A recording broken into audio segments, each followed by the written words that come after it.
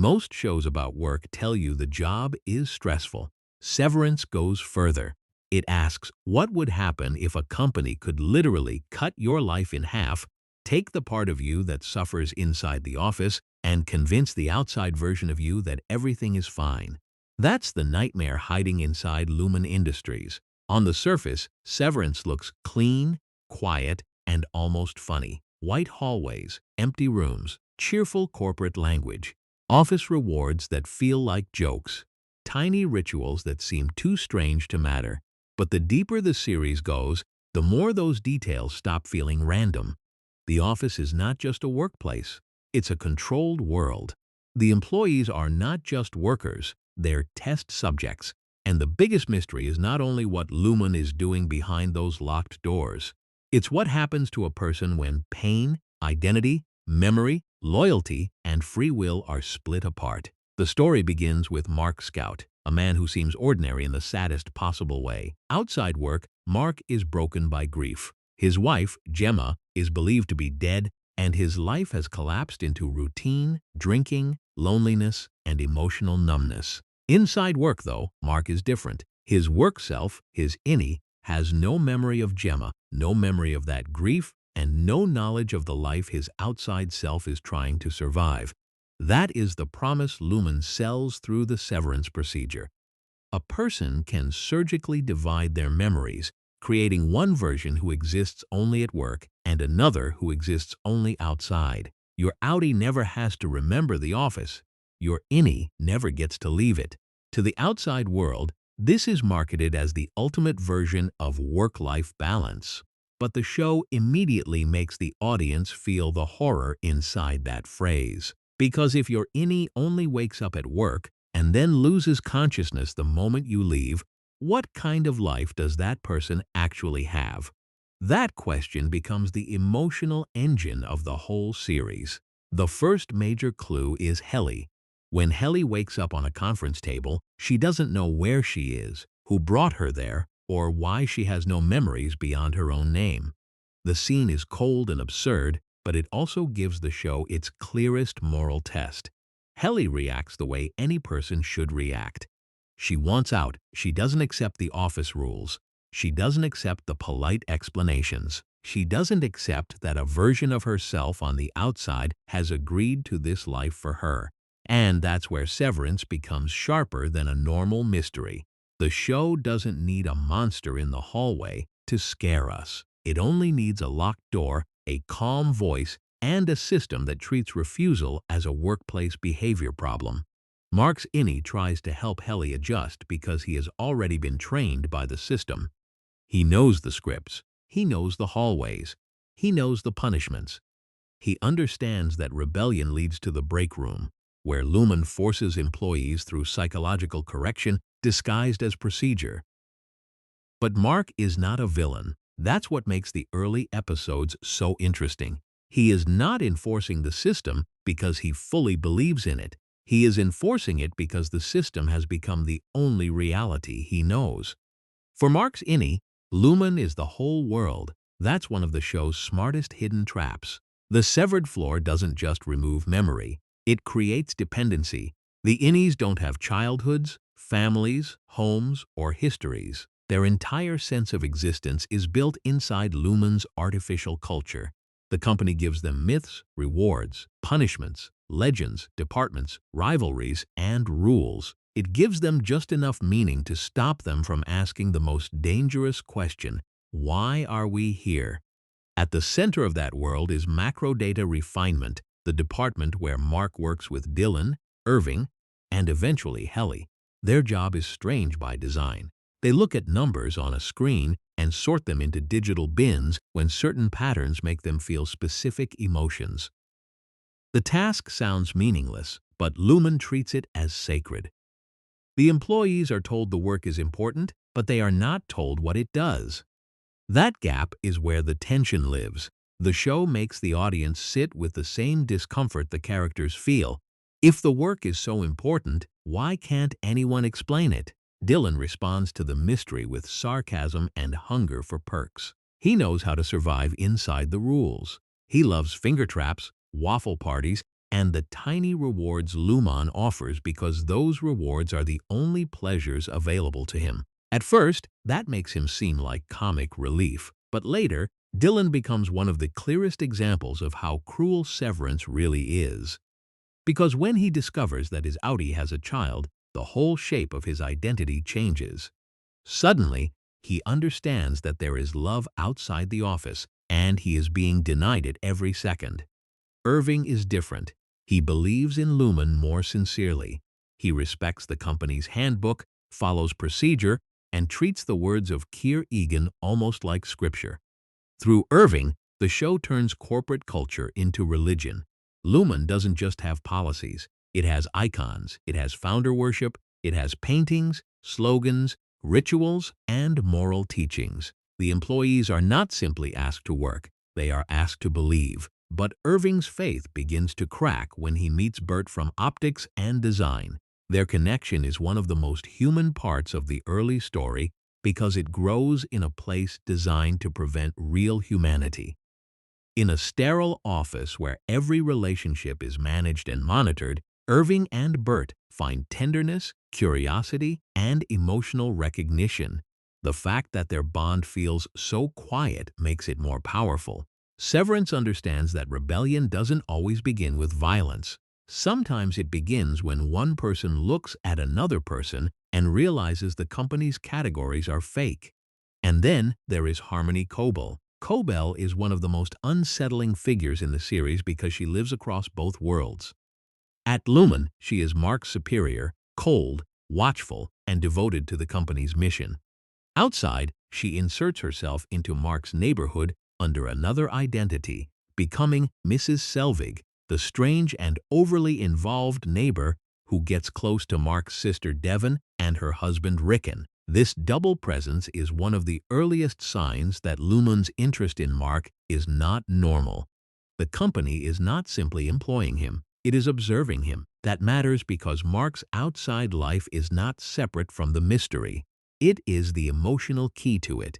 Outie Mark chose Severance because grief made his normal life unbearable. He didn't join Lumon because he was ambitious. He joined because he wanted 8 hours a day where he did not have to remember his wife was gone. On paper, that sounds like relief, but the show slowly reveals the cost of that relief. Mark did not erase grief, he outsourced it. He created another self who has to live in a prison so he can feel less pain. This is why the series works so well as both science fiction and character drama. The technology is fictional, but the emotional bargain is recognizable. People divide themselves all the time. They become one person at work and another at home. They bury pain to keep functioning. They accept systems they know are wrong because the alternative feels too difficult. Severance simply makes that split literal, then asks who pays the price. The first season's outside mystery begins to move when Petey appears.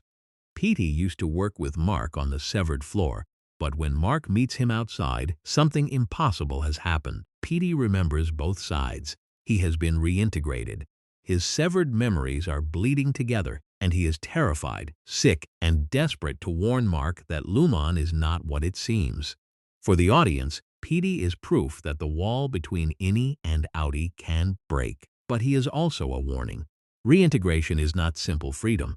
It is painful, unstable, and dangerous. Petey's presence changes the show's rhythm. Before him, the severed floor feels like an isolated puzzle box. After him, the conspiracy expands.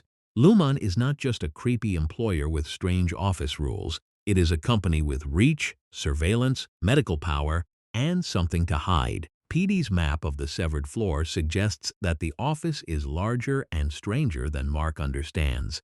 There may be departments they haven't seen. There may be experiments beyond macro data refinement, and the employees may be participating in something much darker than data sorting. This is where Severance starts building its best kind of suspense. It doesn't answer the central mystery quickly.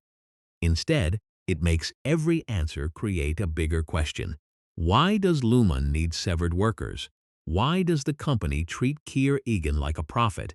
Why are the departments kept apart with myths and fear? Why does Cobel care so much about Mark's personal life? And most importantly, why does Lumon seem interested not only in controlling memory, but in testing whether love and identity can survive without it? That last question becomes crucial because the show keeps showing emotional bonds breaking through the system. Mark's grief exists even when his innie cannot name it. Irving's longing and artistic obsession seem to echo from one side of his life into the other.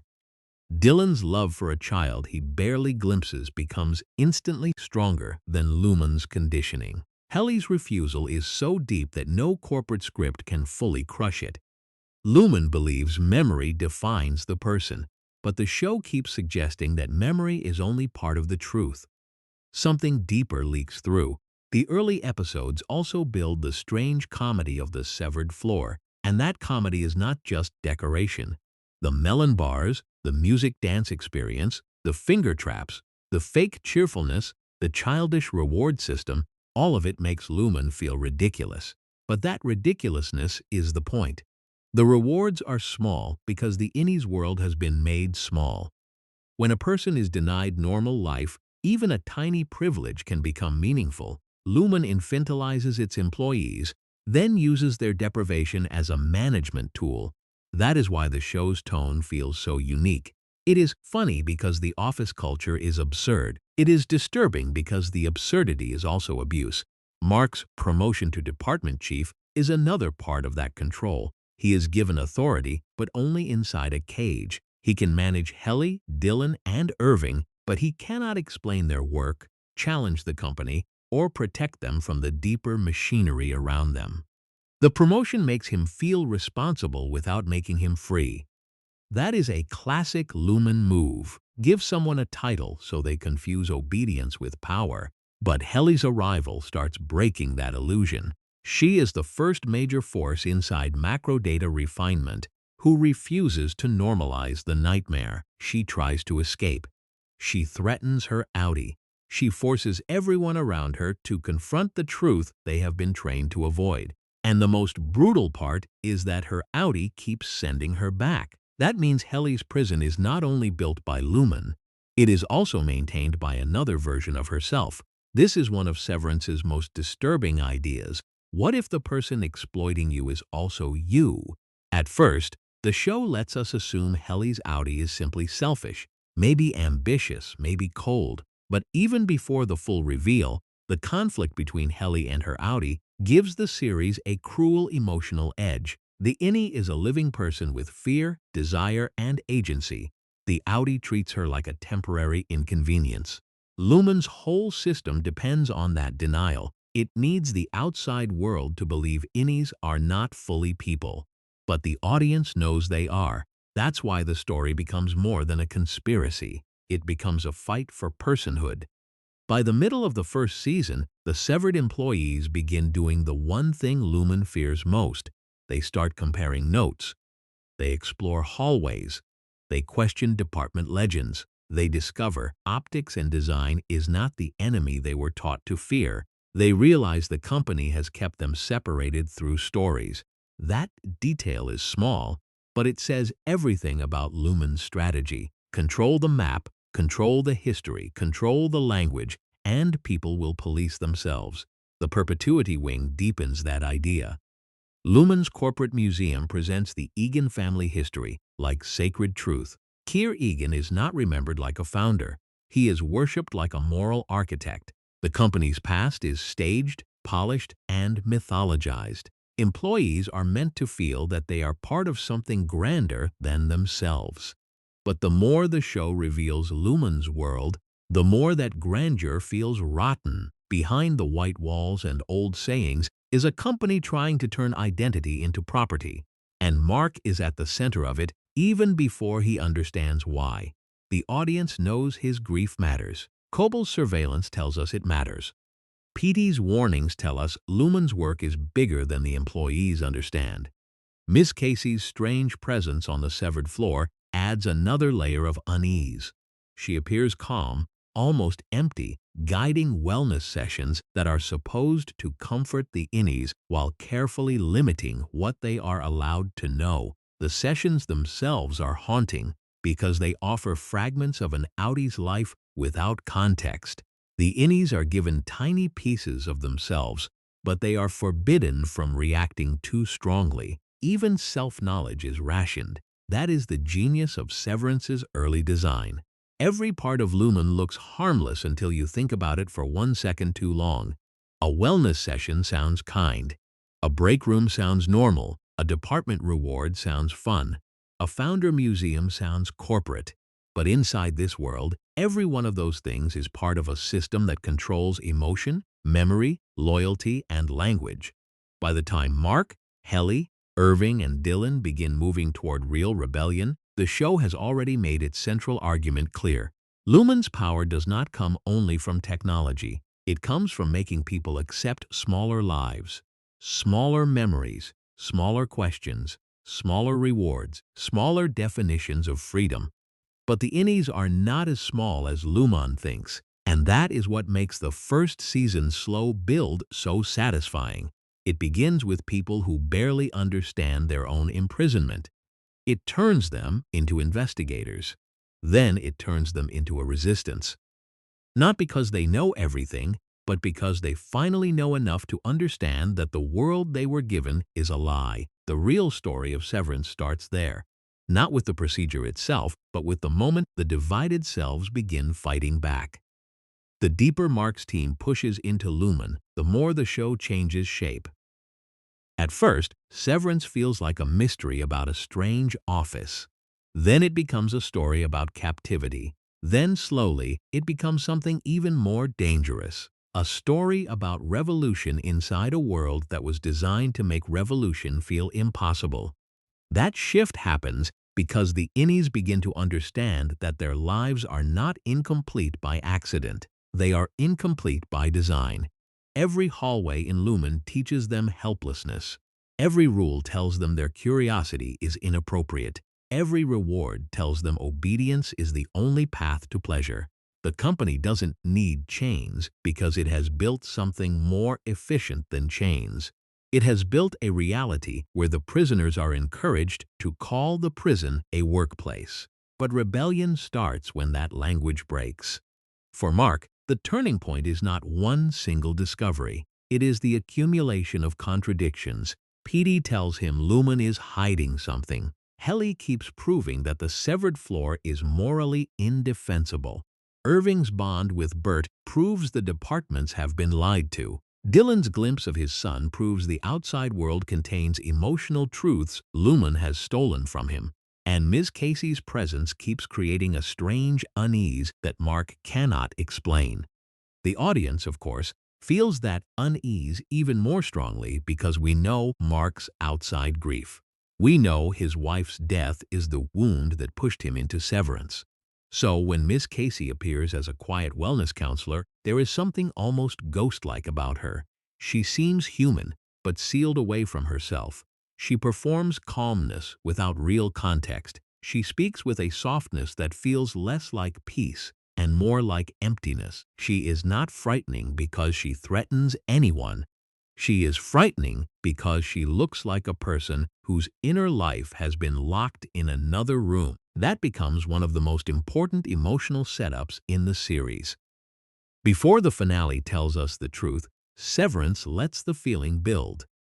The show understands that the best twists don't come from nowhere. They come from details that already felt wrong, even when the audience couldn't fully name them.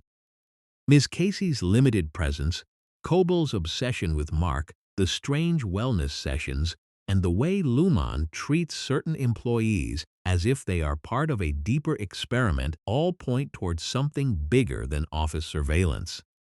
Lumon is not only separating work from home, it may be trying to understand whether identity can be fully managed, repaired, replaced, or resurrected through severance. That possibility turns Mark's story into the show's emotional center. Outie Mark thinks Severance is helping him survive the death of Gemma. But if Gemma is somehow inside Lumon as Ms. Casey, then his escape from grief is also a trap built around the person he lost. The company has not just taken his work hours, it has placed his life, his trauma, and his marriage inside an experiment he does not understand. That's why Cobel matters so much. Harmony Cobel is not merely a boss, she is a believer. Her devotion to Lumon goes beyond corporate loyalty, and Patricia Arquette plays her like someone whose faith has become indistinguishable from control. Cobel can be terrifying inside Lumon, but outside, as Mrs. Selvig, she becomes even more disturbing because she crosses boundaries with a smile. She babysits, she brings food, she listens, she performs neighborly warmth while gathering information. Her relationship with Devon is especially important because Devon exists outside the severed system, but she becomes part of its orbit. As Mark's sister, Devon sees the damage in him. She knows Severance has not truly healed him. She knows he is still lonely, still grieving, still half absent from his own life. But Devon also has her own world. A new baby, a strange but loving husband in Rickon, and a circle of friends whose conversations often feel absurdly self-serious. That outside world comedy matters. Rickon's book, his dinner party, and his dramatic view of his own wisdom could have been simple satire, but Severance uses Rickon in a smarter way. To outie Mark, Rickon's writing may seem pretentious. To innie Mark, who has never had access to normal books, normal philosophy, or normal self-expression, Rickon's words become explosive. The same sentences that feel silly outside Lumon can feel revolutionary inside it. That is one of the show's funniest and most meaningful reversals. Lumon keeps the innies so starved for language that even awkward self-help prose becomes a doorway to freedom. When Mark's innie reads Rickon's book, he does not react with irony. He reacts like someone discovering that his feelings are real. The book gives him permission to imagine himself as more than an employee. It gives him words for dignity, selfhood, and resistance, and that tells us something painful about the severed floor. The innies are not intellectually weak, they are culturally malnourished. Give them language, and they become dangerous. Helly is dangerous from the beginning because she doesn't need language to know the situation is wrong. Her rebellion is physical, immediate, and instinctive. She treats the severed floor like a kidnapping because, from her perspective, that is exactly what it is. She records messages to her outie. She tries to leave. She escalates until the system is forced to reveal how cruel it can be. Her outie's response is one of the coldest moments in the first season. Instead of helping her, Helena tells Helly that she is not a person, that she makes the decisions, and that Helly must stay. The horror of that message is hard to overstate. It is not a stranger denying Helly's humanity. It is another version of Helly doing it. The show takes the idea of self-control and twists it into self-enslavement. And at the time, we still don't know why Helena is so committed to keeping Helly inside Lumon. That mystery pays off in the finale, but the clues begin earlier. Helly's severance does not feel like an ordinary employment decision. Lumon treats her presence with a strange intensity. Milchick photographs her.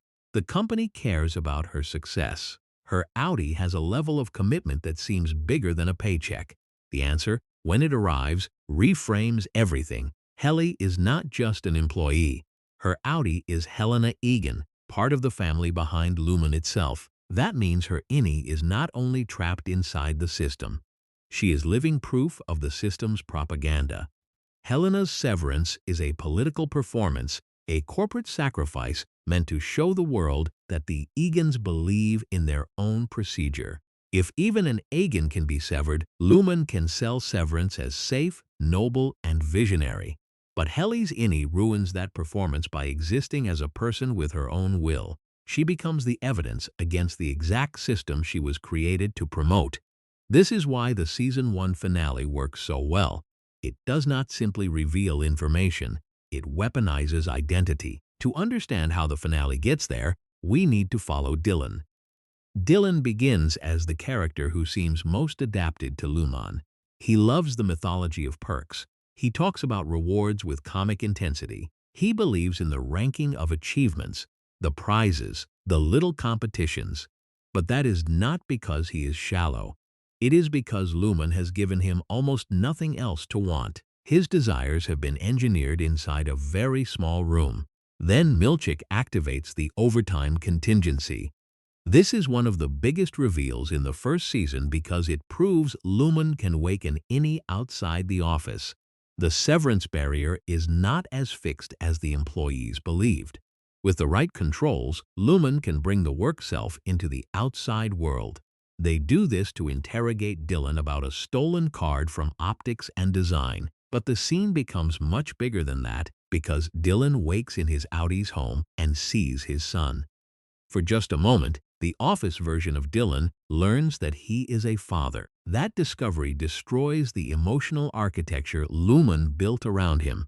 Before this, Dylan could joke about his outie's life because it was abstract. He could imagine muscle shows, luxury, or strange heroic fantasies because none of it was real to him. But a child is real. Love is real. The pain of being separated from that child is real. And once Dylan knows he has a son, Lumon can never fully shrink his world again. The company wanted to use the overtime contingency as a tool of control. Instead, it gives the innies the key to escape.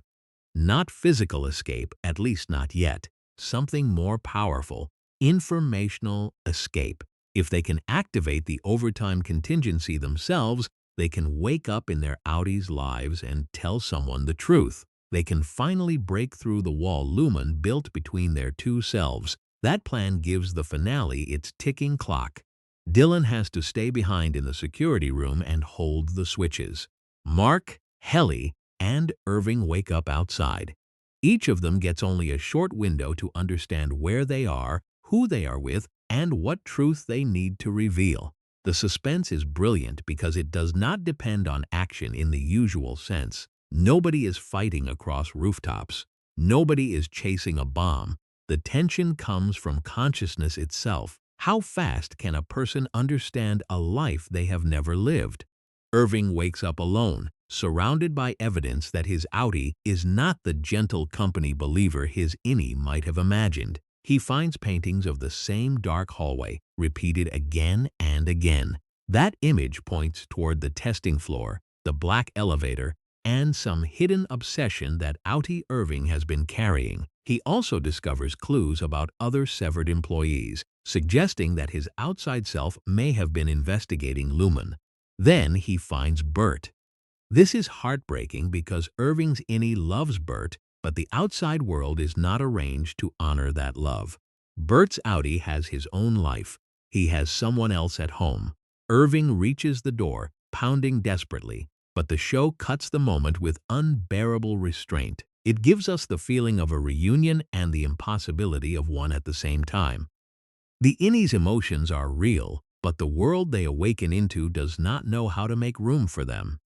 Helly wakes at the Lumon Gala, and her discovery is the most explosive. She is not among enemies because she works for Lumon. She is among enemies because she is Lumon royalty. Her face is being used to sell Severance. Her suffering is being turned into public relations. The version of her who trapped her inside the severed floor is not a random outie. She is Helena Eagan, daughter of Lumon's powerful family line.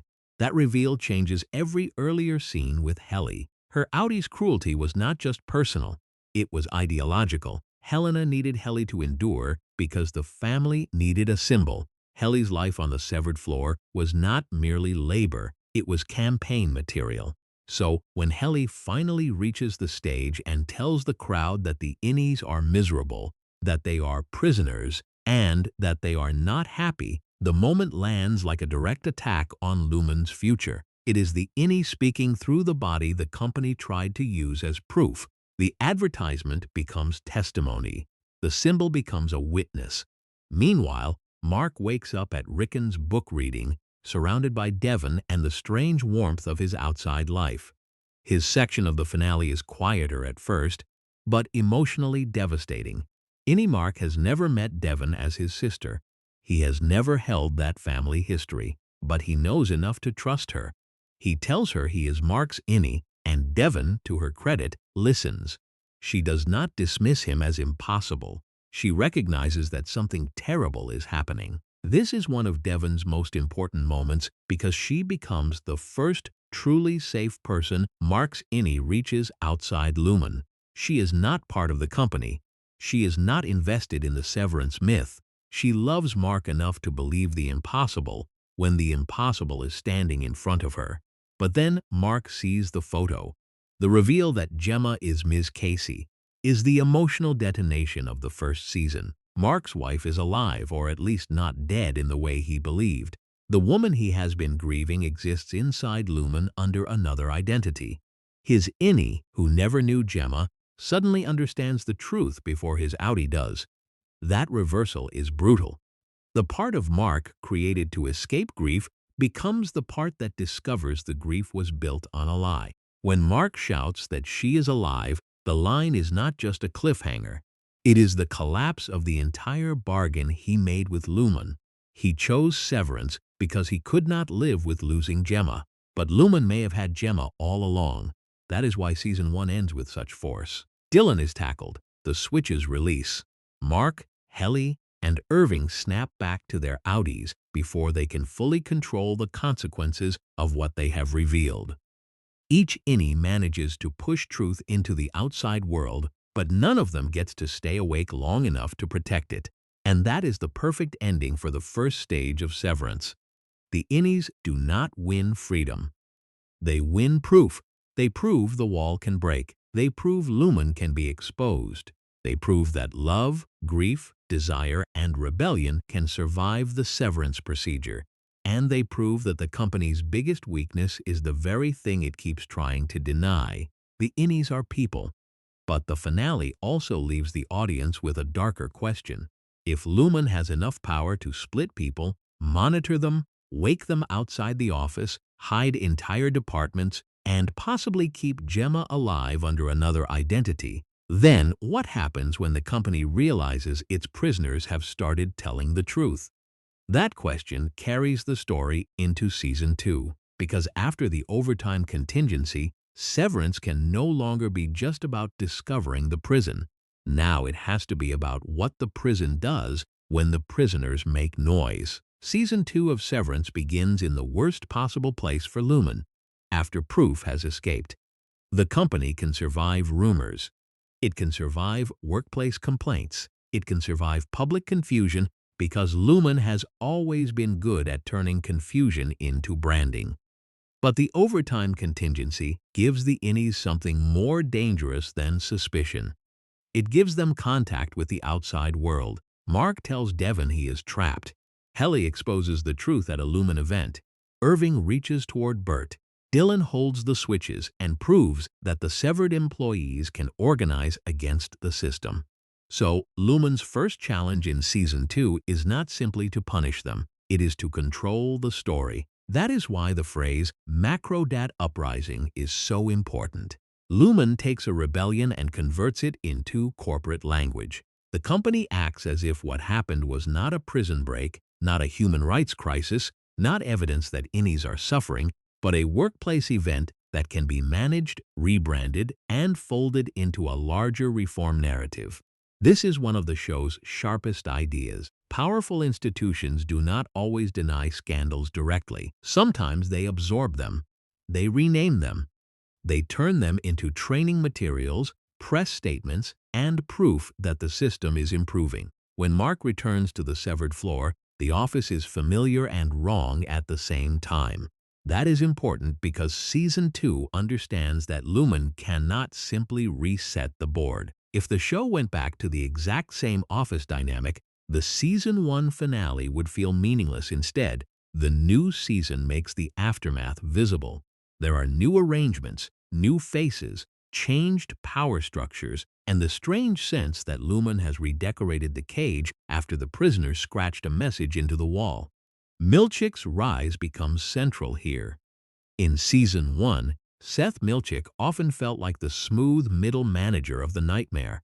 He smiled, danced, rewarded, threatened, and punished without seeming to lose the corporate rhythm. He was terrifying because he could make cruelty sound like procedure. But Season 2 places more pressure on him. With Cobel pushed out, and the severed floor under new scrutiny, Milchick becomes a clearer symbol of what it means to manage a system that is collapsing but still wants to look cheerful. He is not Kier, he is not the board, he is not the mysterious top of Lumon. He is the face in the hallway. That makes him fascinating because his power is real but limited. He can control rooms, punish workers, and manipulate the innies, but he is also being watched by the system above him. Severance is very good at showing how corporate cruelty travels downward. Milchick enforces Lumon's will, but he is not fully outside its machinery. He performs authority inside a structure that could also discard him. The introduction of Miss Huang deepens the surreal quality of Lumon's world. A child in a position of authority should feel impossible, but inside Lumon, impossibility has become part of the operating system. The show keeps asking the audience to sit with images that are absurd on the surface and sinister underneath. A child deputy manager is funny for 1 second, then it becomes disturbing. Why would Lumon place a child in that environment? What does that say about the company's reach? What does it say about how young its indoctrination might begin? Season 2 does not make Lumon feel smaller after the first season's revelations. It makes it feel bigger, older, stranger, and more confident in its own mythology. But the emotional center remains Mark. Outie Mark now has information he did not have before. Gemma is alive, or at least Gemma exists somewhere inside Lumon as Ms. Casey. That discovery changes his entire relationship to Severance. Before, Severance was his method of escape. It allowed him to avoid pain. Now, the same procedure has become the barrier between him and the truth about his wife. The thing he used to survive grief is the thing preventing him from understanding whether that grief was ever real. This is the kind of irony Severance builds its whole story around. Mark split himself to stop feeling the loss of Gemma, but the split may have helped Lumon hide Gemma from him. That makes Season 2 more urgent than Season 1. The first season asked, "What is Lumon doing?" The second asks, "Can Mark save the person Lumon took?" But even that question is complicated because the Mark trying to save Gemma is not one person. Outie Mark wants his wife back. Innie Mark wants freedom, truth, and increasingly Helly. These desires overlap, but they are not identical. That conflict becomes one of the most painful parts of the season. Innie Mark and Outie Mark share a body, but they do not share a life. Outie Mark has a history with Gemma. He has a marriage, grief, memories, and guilt. Innie Mark has none of that. His emotional world is built inside Lumon. His closest bonds are with Helly, Dylan, Irving, and the strange, fragile culture of resistance they created together. To Outie Mark, rescuing Gemma is the obvious mission. To Innie Mark, Gemma is important because she matters to his Outie and because Lumon has clearly harmed her. But his own heart is not organized around a marriage he cannot remember. This is not a small detail. It is the heart of what makes Severance morally difficult. The show refuses to treat the innie as a tool for the Outie. Innie Mark is not simply the work version whose job is to help real Mark get his wife back. He is also Mark. He has his own memories, his own friendships, his own fear, his own love, his own sense of sacrifice. So when the story pushes him towards saving Gemma, it also forces the audience to ask whether oneself has the right to demand the other self's obedience. Season 2 keeps pressing that question from different angles. Dylan's story does it through family. After seeing his son, Dylan can no longer pretend his Outie's life is irrelevant. He has proof that outside the office there is a child who belongs to him. But the pain is impossible because the child does not belong to him in the normal way. His Outie is the father. His innie only received a glimpse. That makes the desire sharper, not weaker. He has just enough knowledge to feel love, but not enough access to live it. Lumon's system depends on denying that this kind of pain counts. But Dylan's pain counts. The show makes sure of that. His longing is not a glitch. It is evidence. It proves the innies are not disposable fragments. They can form attachments instantly because they are fully human, even without biographies. They can love what they barely know because emotional truth does not always wait for permission. Irving's story expands the show in another direction. The first season reveals that his outie has been painting the dark hallway to the testing floor again and again, almost compulsively. Season 2 builds on the idea that Irving's outside self may know far more about Lumon than his innie ever realized. This creates a different kind of split. Mark's outie used Severance to avoid memory. Helena used it to promote power. Dylan's outie unknowingly hides a family from his innie. But Irving's outie seems to be deliberately sending signals across the divide, using art, obsession, and investigation as a way to push something through the wall. That makes Irving one of the show's most haunting characters. His innie begins as a believer in Lumon's scripture. His outie appears to be hunting the truth. One self worships the company. The other may be trying to destroy it. And between them is the image of a black corridor, repeated like a message from a place memory is not supposed to reach. Then there is Bert. Irving's love for Bert remains one of the purest emotional threads in the series because it exists outside Lumon's approved categories. Lumon tries to turn departments against each other. It invents legends and fears. It isolates people so they cannot organize. But Irving and Bert find intimacy across that manufactured divide. Their relationship suggests that the human need for connection is one of the few forces Lumon cannot fully engineer away. At the same time, Season 2 refuses to make that love simple. Outside Lumon, Bert has a life Irving's innie does not fully understand. The tragedy is not that the love was fake. The tragedy is that it was real in one world and almost impossible to translate into the other. Severance keeps returning to this painful idea. The innie's emotions are valid, but the outside world was not built to honor them. Helly's Season 2 arc is even more complicated because of Helena. The Season 1 finale reveals that Helly is the innie of Helena Eagan, and that reveal turns every future interaction into a question of trust. Helly is the rebel. Helena is the heir. Helly wants the truth exposed. Helena's life is tied to the family and company that created the prison. They are physically the same person, but morally opposed. That split is one of the clearest examples of the show's core nightmare. Severance does not reveal one true self and one fake self. It creates two people who may want completely different futures. Season 2 explores the instability of that situation. If Helly's body belongs to Helena outside, then Helly's freedom is always vulnerable to Helena's power. The company can use Helena's status, access, and authority in ways Helly cannot control. And because Helly has become emotionally important to Mark's innie, the Helena question becomes personal as well as political. The audience has to keep asking who is present, who is speaking, and whether intimacy itself can be manipulated by a system that controls consciousness. That is exactly the kind of paranoia Severance does best. The show's mystery is not only about hidden rooms, it is about hidden selves. As Season 2 expands Lumon's world, the goats also return as one of the strangest and most memorable symbols. In Season 1, the goat room feels almost absurdly random, like the show is daring the audience to ask whether anything in Lumon can be explained. But Season 2 makes the goats feel more connected to the company's rituals, experiments, and deeper belief system. The point is not simply that Lumon has goats. The point is that Lumon contains entire worlds of activity the main characters have barely touched. Macro data refinement is not the whole machine. It may not even be the most important part. That realization changes how we understand the first season. MDR felt central because we saw the story through Mark's team.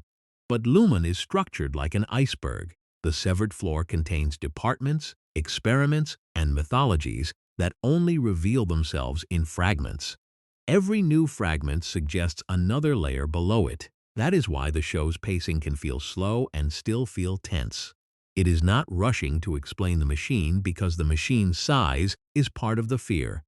Cold Harbor becomes the key mystery of Season 2. The file is not just another task on Mark's screen. It is tied to Gemma, to Lumon's testing floor, and to the question of what MDR's work actually does. For most of the series, the numbers have been terrifying because nobody knows what they mean. Cold Harbor starts to give that terror shape. If Mark's refinement work is connected to Gemma's condition, then MDR is not abstract. It is intimate. The work is not just data. It may be part of a process that affects living consciousness. That possibility makes Mark's job horrifying in a new way. In Season 1, the employees fear they might be doing something bad without knowing it. In Season 2, Mark begins to fear that his work may be directly connected to the fate of the person he most wants to save. The severance procedure has already divided his identity. Now Lumon turns his labor into a weapon pointed at his own life. And that brings the series back to its most brutal idea. Lumon does not merely exploit workers by taking their time, it exploits the parts of them they cannot see. Mark's grief, Dylan's fatherhood, Irving's faith, Helly's body and family name, Gemma's existence, Cobel's devotion, Milchick's ambition.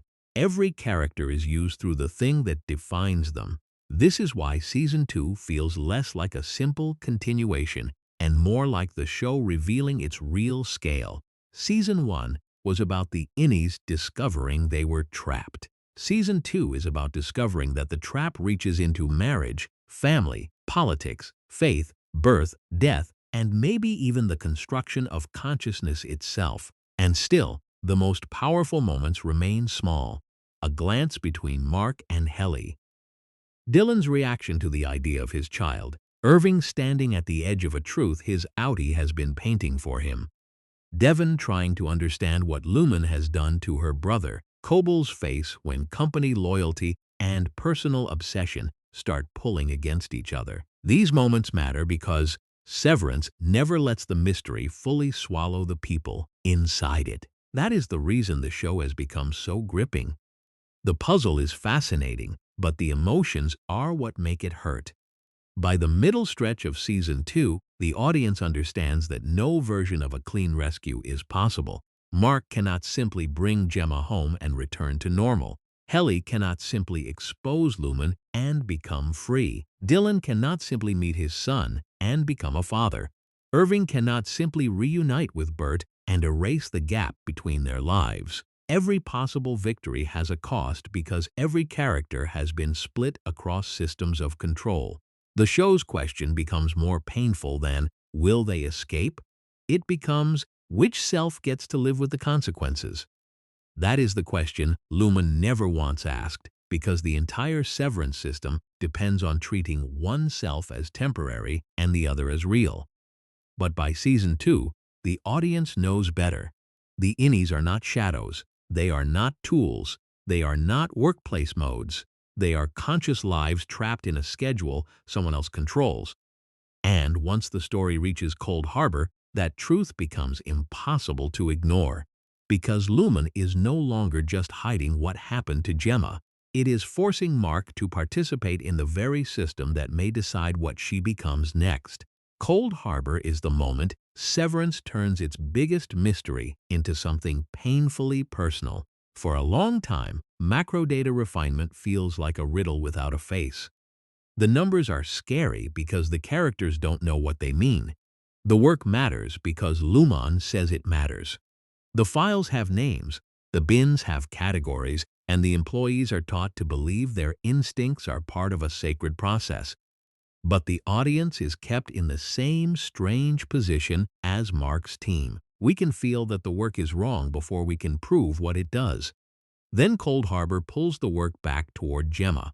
That reveal changes the entire meaning of MDR. The numbers are not just abstract corporate nonsense. They are not just a random test of obedience. They are connected to emotion, consciousness, and the severed human mind. Mark has been sorting feelings he does not understand, and the horror is that those feelings may be tied to the woman he loves. The job he accepted to escape grief may have helped Lumon continue its hold over the person he was grieving. This is the cruelest kind of dramatic irony because Mark is not guilty in the simple sense. He did not know. His innie did not choose the larger system. His outie did not understand what Lumon had hidden, but Severance is interested in systems where innocence does not prevent harm. A person can participate in damage without seeing the whole machine. That is how Lumon survives. It breaks knowledge into pieces so no worker feels responsible for the final result. Cold Harbor puts those pieces closer together. Gemma's story is devastating because she exists at the intersection of every question the show has been asking. What makes someone a person? Is identity memory? Is it emotional continuity? Is it the body? Is it the ability to choose? Lumon seems to treat Gemma as material for an experiment, a life that can be divided, tested, awakened, erased, and reassigned. The show never needs to turn this into loud horror. The horror is already there in the calm, clinical way Lumon treats her existence. Ms.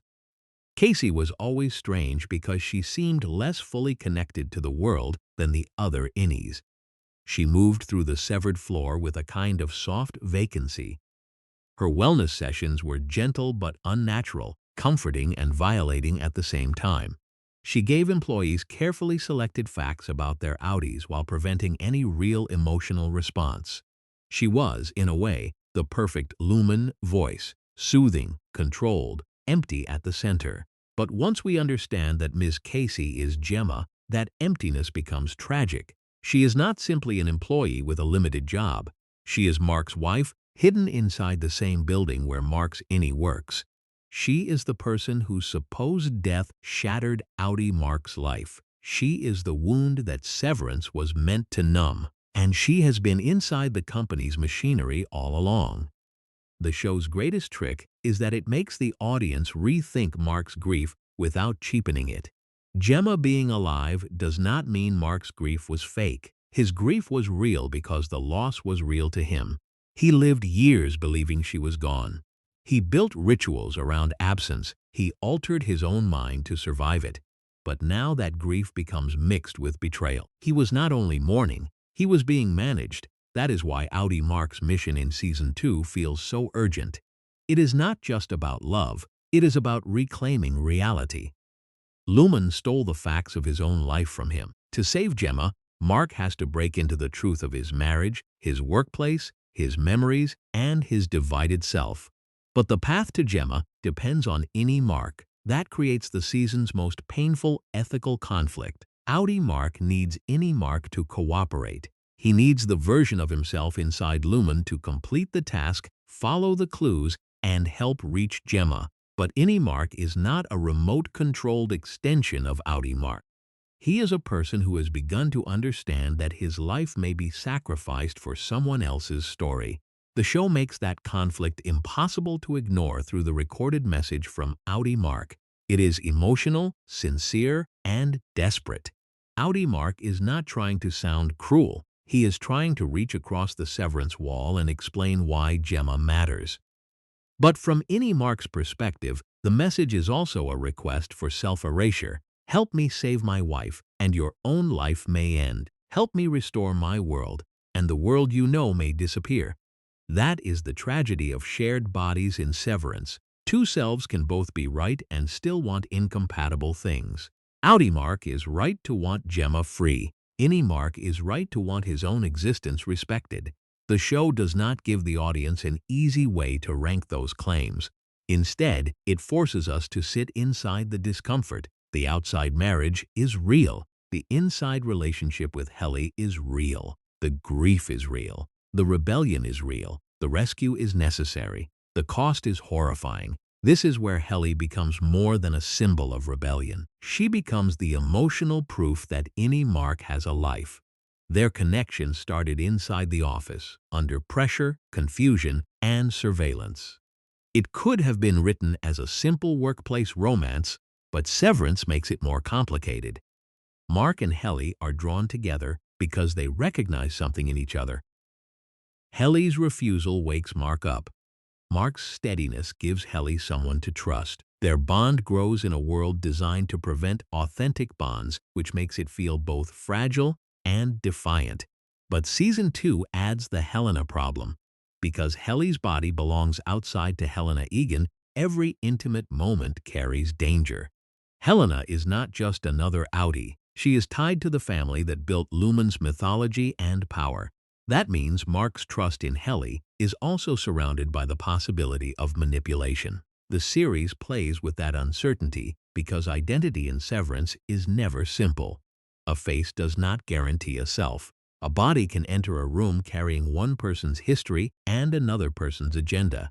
That is why Helly and Helena form one of the show's most fascinating internal wars. Helly R. is the person Lumon accidentally created and then underestimated. She is angry, brave, and morally clear in a way Helena is not. Helena Eagan is the beneficiary of the system, the heir whose public image helps sell Severance to the world. They are the same body, but their experiences have made them enemies. The innie has endured the prison. The outie has profited from the prison. The innie tells the truth. The outie protects the machine, and the machine knows how valuable that body is. Helly's public exposure at the gala damaged Lumon because it attacked the Severance myth from inside the Eagan family itself. Season 2, therefore, has to deal with the consequences of that act. Lumon cannot simply treat Helly like any other rebellious worker. She is also Helena, and Helena is part of the company's future. That gives her a unique kind of power and a unique kind of vulnerability. Her body is both evidence and asset. The show uses this to make every Helly scene tense. We are not only asking what she will do, we are asking who is present, who is watching, and what Lumon can do with the gap between self and self. Dylan's role in the Cold Harbor stretch is also important because he represents the Resistance physical courage. In Season 1, he literally holds the switches that let the others wake outside. In Season 2, his emotional world has expanded because of his son, but he remains the character most capable of turning fear into action. Dylan often gets the funniest lines, but the show never lets comedy erase his bravery. When the moment comes, he understands the stakes quickly. He may complain, joke, and want rewards, but he is not a coward. His relationship to Gretchen, his outie's wife, adds another layer to the Severance problem. For Dylan's innie, meeting the family connected to his body is not a simple reunion. It is intimate and alien at the same time. He has feelings he has no history to organize. He wants access to a life he did not build. And the people outside have to confront the impossible truth that the severed worker is not just a hidden mode of the person they know. He is someone else, close enough to be loved and separate enough to make love painful. Again, Severance refuses easy answers. Would it be kinder to let Dylan's innie know his family, or crueler because he can never fully have them? Is the outie's marriage the only legitimate relationship, or does the innie's longing deserve recognition?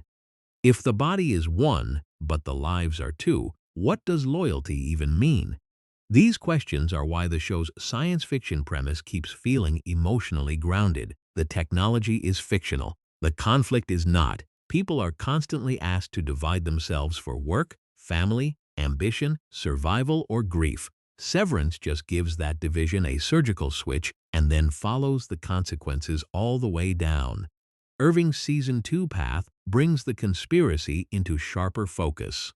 Outie Irving's investigation suggests that the outside world has more resistance to Lumon than the company wants people to believe. The repeated paintings of the testing floor hallway are not random artistic obsession. They are a signal, a memory trace, or a deliberate attempt to force knowledge across the Severance barrier. Irving's outie may be trying to reach his innie through pattern and repetition, turning art into a smuggled message. That makes Irving different from the others. Mark's two selves are divided by grief. Helly's are divided by power. Dylan's are divided by family. Irving's are divided by belief.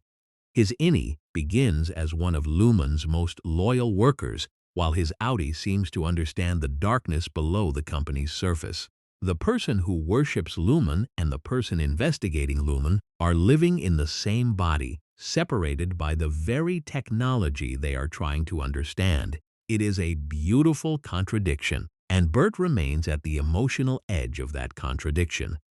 Irving's love for Bert is tied to his awakening, But Bert's outside life complicates the fantasy of escape.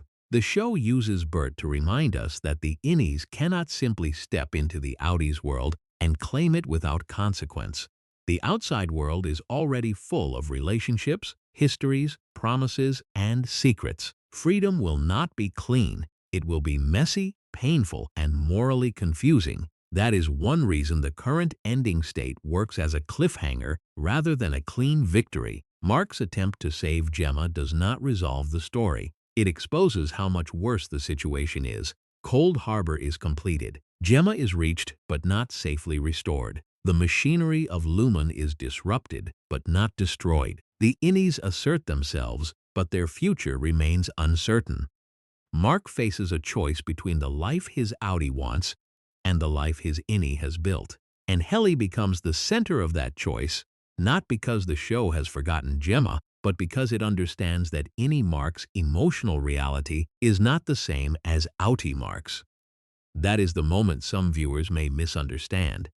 They may ask, why would Mark hesitate when Gemma is right there? Why would he choose to run with Helly?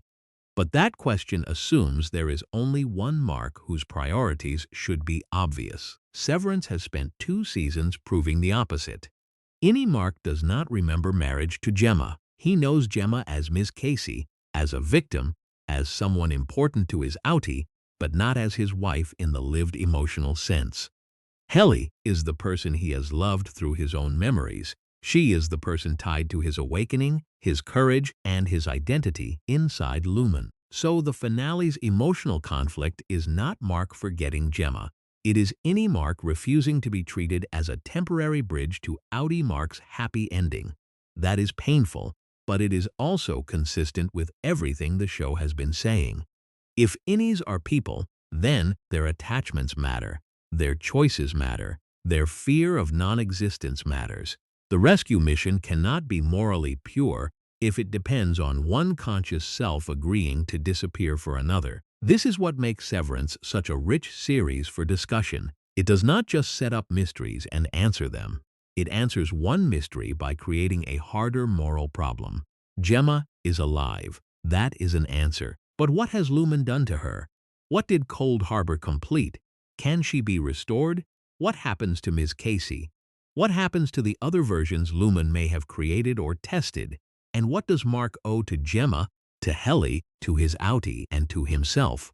The show also keeps Cobel in the mix as one of its wildest cards. Cobel's devotion to Lumon is strange because it does not feel purely professional. There is belief, resentment, ambition, and personal longing tangled together. When she is cast out or sidelined by the company, she becomes dangerous in a different way. A true believer who feels betrayed can become more unpredictable than a simple enemy. Cobel knows too much, cares too deeply, and has watched Mark too closely to fade into the background. Her connection to the larger mythology of Keir and the Eagan world also suggests that Lumon's power is not only corporate, it is cultural and spiritual. People like Cobel do not simply work for Lumon, they are shaped by it.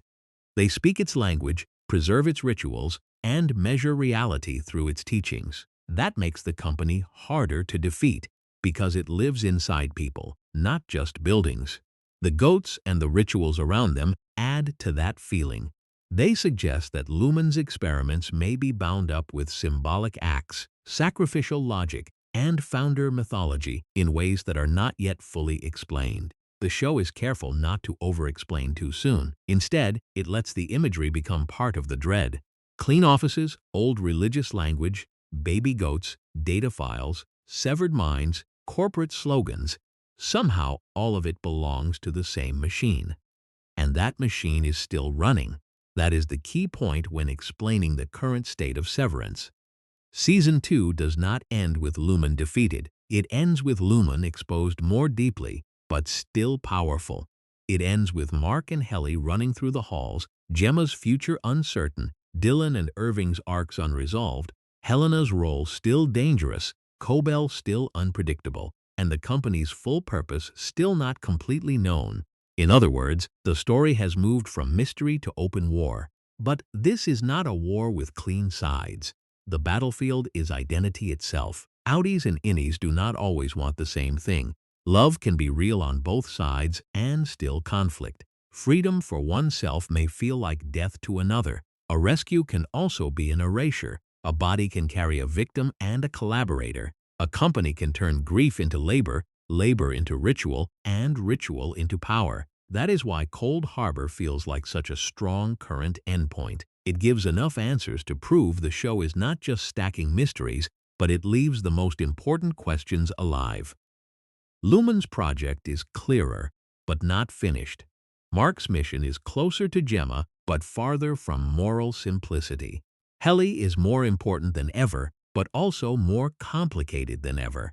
And the innies have become impossible for the audience to dismiss. They are no longer trapped workers asking what their job means. They are people fighting for the right to decide whether their lives belong to them. And once Severance reaches that point, the title itself changes meaning. At first, severance sounds like a medical procedure. Then it sounds like a workplace policy. But by the end of Season 2, it sounds like a wound. A cut through memory, love, body, labor, and identity. A wound Lumon keeps trying to call progress. The show's genius is that it never lets us forget what that progress costs. Every revelation leads back to a human face. Mark staring at the life split between Gemma and Helly. Gemma trapped inside a system that has taken even her own continuity from her. Helly fighting the family legacy written into her body. Dylan aching for a child he barely knows. Irving chasing messages from a self divided by faith and suspicion. Devon standing outside the severed world and realizing her family has been pulled into something monstrous. That is why the story stays powerful even when the mythology gets strange. The mystery is huge, but the pain is intimate. And as the series moves toward its next chapter, the most important question is no longer whether Lumon can be exposed. It already has been, at least to the people who matter. The question is whether exposure is enough, because Lumon has survived for generations by turning truth into procedure, suffering into data, and people into departments.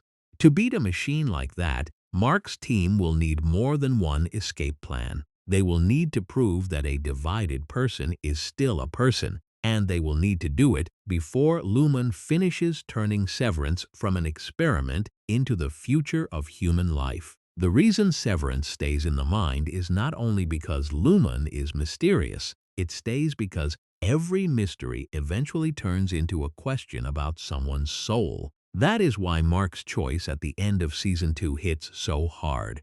On a normal show, the emotional math would be simple. His wife is alive. He should rescue her. The story should treat every other feeling as secondary. But Severance has spent 2 seasons teaching us that Mark is not a normal single protagonist moving through one clean life. He is divided, and both sides of him have become real to us. Outie Mark loved Gemma. Innie Mark loves Helly. Outie Mark's grief is the reason the story began. Innie Mark's awakening is the reason the story became a rebellion. And the finale forces those 2 truths into the same hallway. That is why the ending is not just a cliffhanger. It is a moral trap. The audience wants Gemma saved because Lumon has done something monstrous to her. But the audience also understands why Innie Mark does not simply dissolve into Outie Mark's mission. He has memories too. He has loyalty too. He has fear too. He has a love that formed under impossible conditions, and if we dismiss that love because it belongs to an innie, then we are thinking exactly the way Lumon wants the world to think. That is the uncomfortable genius of the show. Severance makes us defend the innies, then tests whether we really mean it when their desires become inconvenient. Helly is the strongest version of that test. From the moment she wakes up on the table in Season 1, she is the audience's clearest moral signal. She knows the severed floor is wrong before anyone explains the rules. She refuses the language of employment because she understands that she has not meaningfully consented to anything. The company calls her a worker. She behaves like a captive. And the more Lumon tries to discipline her, the more obvious it becomes that her rebellion is not irrational. It is the sanest response in the building. But the reveal that she is Helena Eagan complicates everything. Helly is not simply a victim created by a careless outie. She is the severed self of a woman who belongs to the family at the heart of Lumon's power. Her body carries the company's legacy. Her face is used as propaganda. Her suffering is hidden so the outside world can see a polished campaign image. That contradiction makes Helly one of the most powerful characters in the series because she is both the product of Lumon's arrogance and the evidence against it. Lumon wanted Helena's severance to prove the procedure was safe. Instead, Helly proves it creates prisoners. That is why her relationship with Mark matters beyond romance. It is not just a love story inside an office. It is a direct challenge to Lumon's ownership of the body and the self. Helena's body was supposed to serve the Eagan project. Helly's heart refuses. Helena's life is tied to the company's future. Helly's life is tied to the rebellion that could destroy it. So when Mark runs with Helly, the image carries more than personal longing. It shows two innies choosing their own existence, even while the outside world, the company, and the audience are all pressuring them toward other obligations. This is why the show's ending can feel painful and right at the same time. Innie Mark does not hate Gemma. He does not deny what Lumon has done, but his life has been measured in office days, hallway discoveries, stolen moments, panic, friendship, and rebellion. Helly is part of that life in a way Gemma is not. To outie Mark, Gemma is the center of love. To innie Mark, Gemma is a person who matters, but Helly is the person who made his own life feel like something he wanted to keep. That distinction is everything. The series asks us to stop treating the innie as a temporary tool. And once we do that, Mark's hesitation becomes tragic instead of selfish. He is not choosing a simple romance over a marriage. He is choosing the only love his own consciousness has ever known over the command to disappear into another man's life, even if that other man is also him. That is what Severance does. It turns one body into competing moral claims. Dylan's story makes the same point from a different angle. At first, Dylan seems like the easiest character to underestimate. He wants perks. He brags about his outie. He treats the reward system like a game. His humor makes the office feel less oppressive, but it also hides how starved he is. Lumon has created an environment where a pencil eraser, a dance, a snack, or a novelty item can feel like a major event. Dylan's desire for rewards is funny until we realize it is the desire of someone who has been denied almost everything else. Then he sees his son. That one moment breaks the system's emotional scale. Lumon can offer finger traps and waffle parties, but it cannot compete with fatherhood. Even a glimpse is enough to change Dylan because the innie's heart recognizes the meaning before his mind has a complete history. He does not need years of memory to understand that the child matters. He feels it immediately. This is one of the clearest signs that Severance does not erase personhood. It blocks access, but it cannot fully destroy capacity. Dylan can still love. Irving can still long. Mark can still grieve without knowing why. Helly can still fight for dignity. Lumon can cut memory, but it cannot fully cut human nature. Dylan's Season 2 emotional conflict also shows how messy freedom would be. If Dylan's innie gains more access to his outie's family, what does that mean for Gretchen, for the child, and for outie Dylan? Is innie Dylan a guest in that life, a rival for it, or another version of the same husband and father? The question has no clean answer because the situation should never have existed. Lumon created a moral disaster and then expected everyone else to behave as if the categories were simple. That is one of the show's strongest critiques of technology. The invention arrives before the ethics. The company creates a procedure that divides a person, sells it as convenience, and leaves human beings to absorb the impossible consequences. Irving's story is quieter, but maybe the most haunting. His innie begins as a company loyalist, someone who treats Lumon's rules with seriousness and almost religious devotion. He believes in the handbook. He respects hierarchy. He wants meaning, and Lumon gives him a ready-made belief system. But the more we see of his outie, the more that faith becomes unstable. Outie Irving paints the same dark hallway again and again.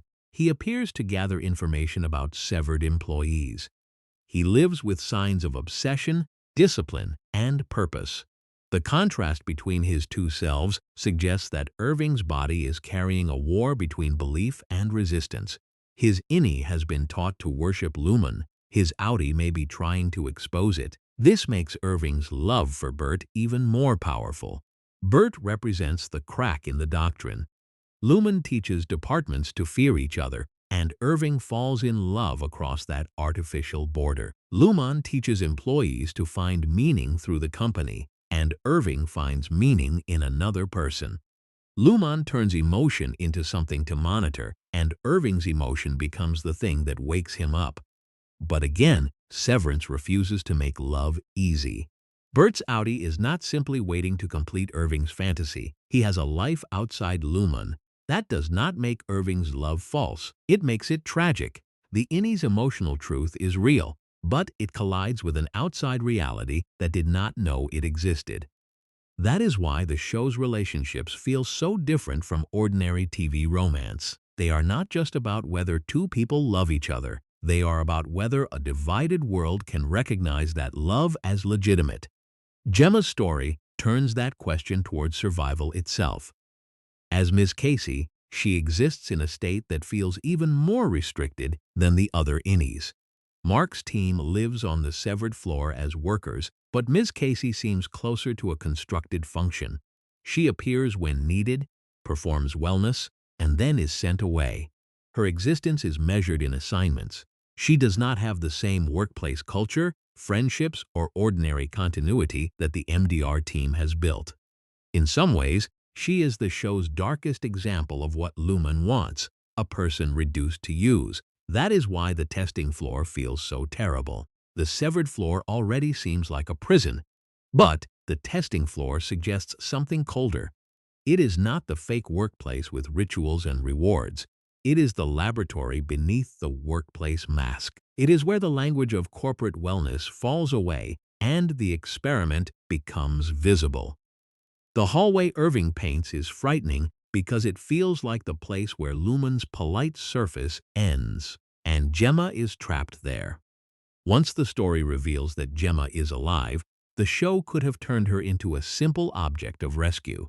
But the better way to understand her is as the center of Lumon's deepest violation. Her mind, memories, grief, and love are being tested. Her connection to Mark is not just emotional background. It may be exactly what Lumon is trying to measure, suppress, or manipulate. This makes Cold Harbor feel like more than a file name. It sounds like a destination, a condition, a state of emotional freezing. It points toward Lumon's dream of control so complete that even the deepest human bonds can be isolated and managed. If love can be severed, if grief can be compartmentalized, if memory can be made into a switch, then human beings become editable. That is the future Lumon seems to be reaching for, and that is why the Eagan mythology matters. Helena Eagan is not just a founder in a portrait. He is the story Lumon tells about itself so that its power feels moral. The company wraps technology in scripture, labor in ritual, and obedience in spiritual language. Employees are not just told to comply. They are invited to participate in a sacred corporate mission. This is why Lumon feels so unsettling compared to an ordinary evil company. It does not present itself as greedy. It presents itself as righteous. That kind of institution is more dangerous because it can make cruelty feel like service. It can make control feel like healing. It can make the destruction of identity sound like progress. Harmony Cobel is the human embodiment of that danger. She is terrifying because she believes, but her belief is not calm.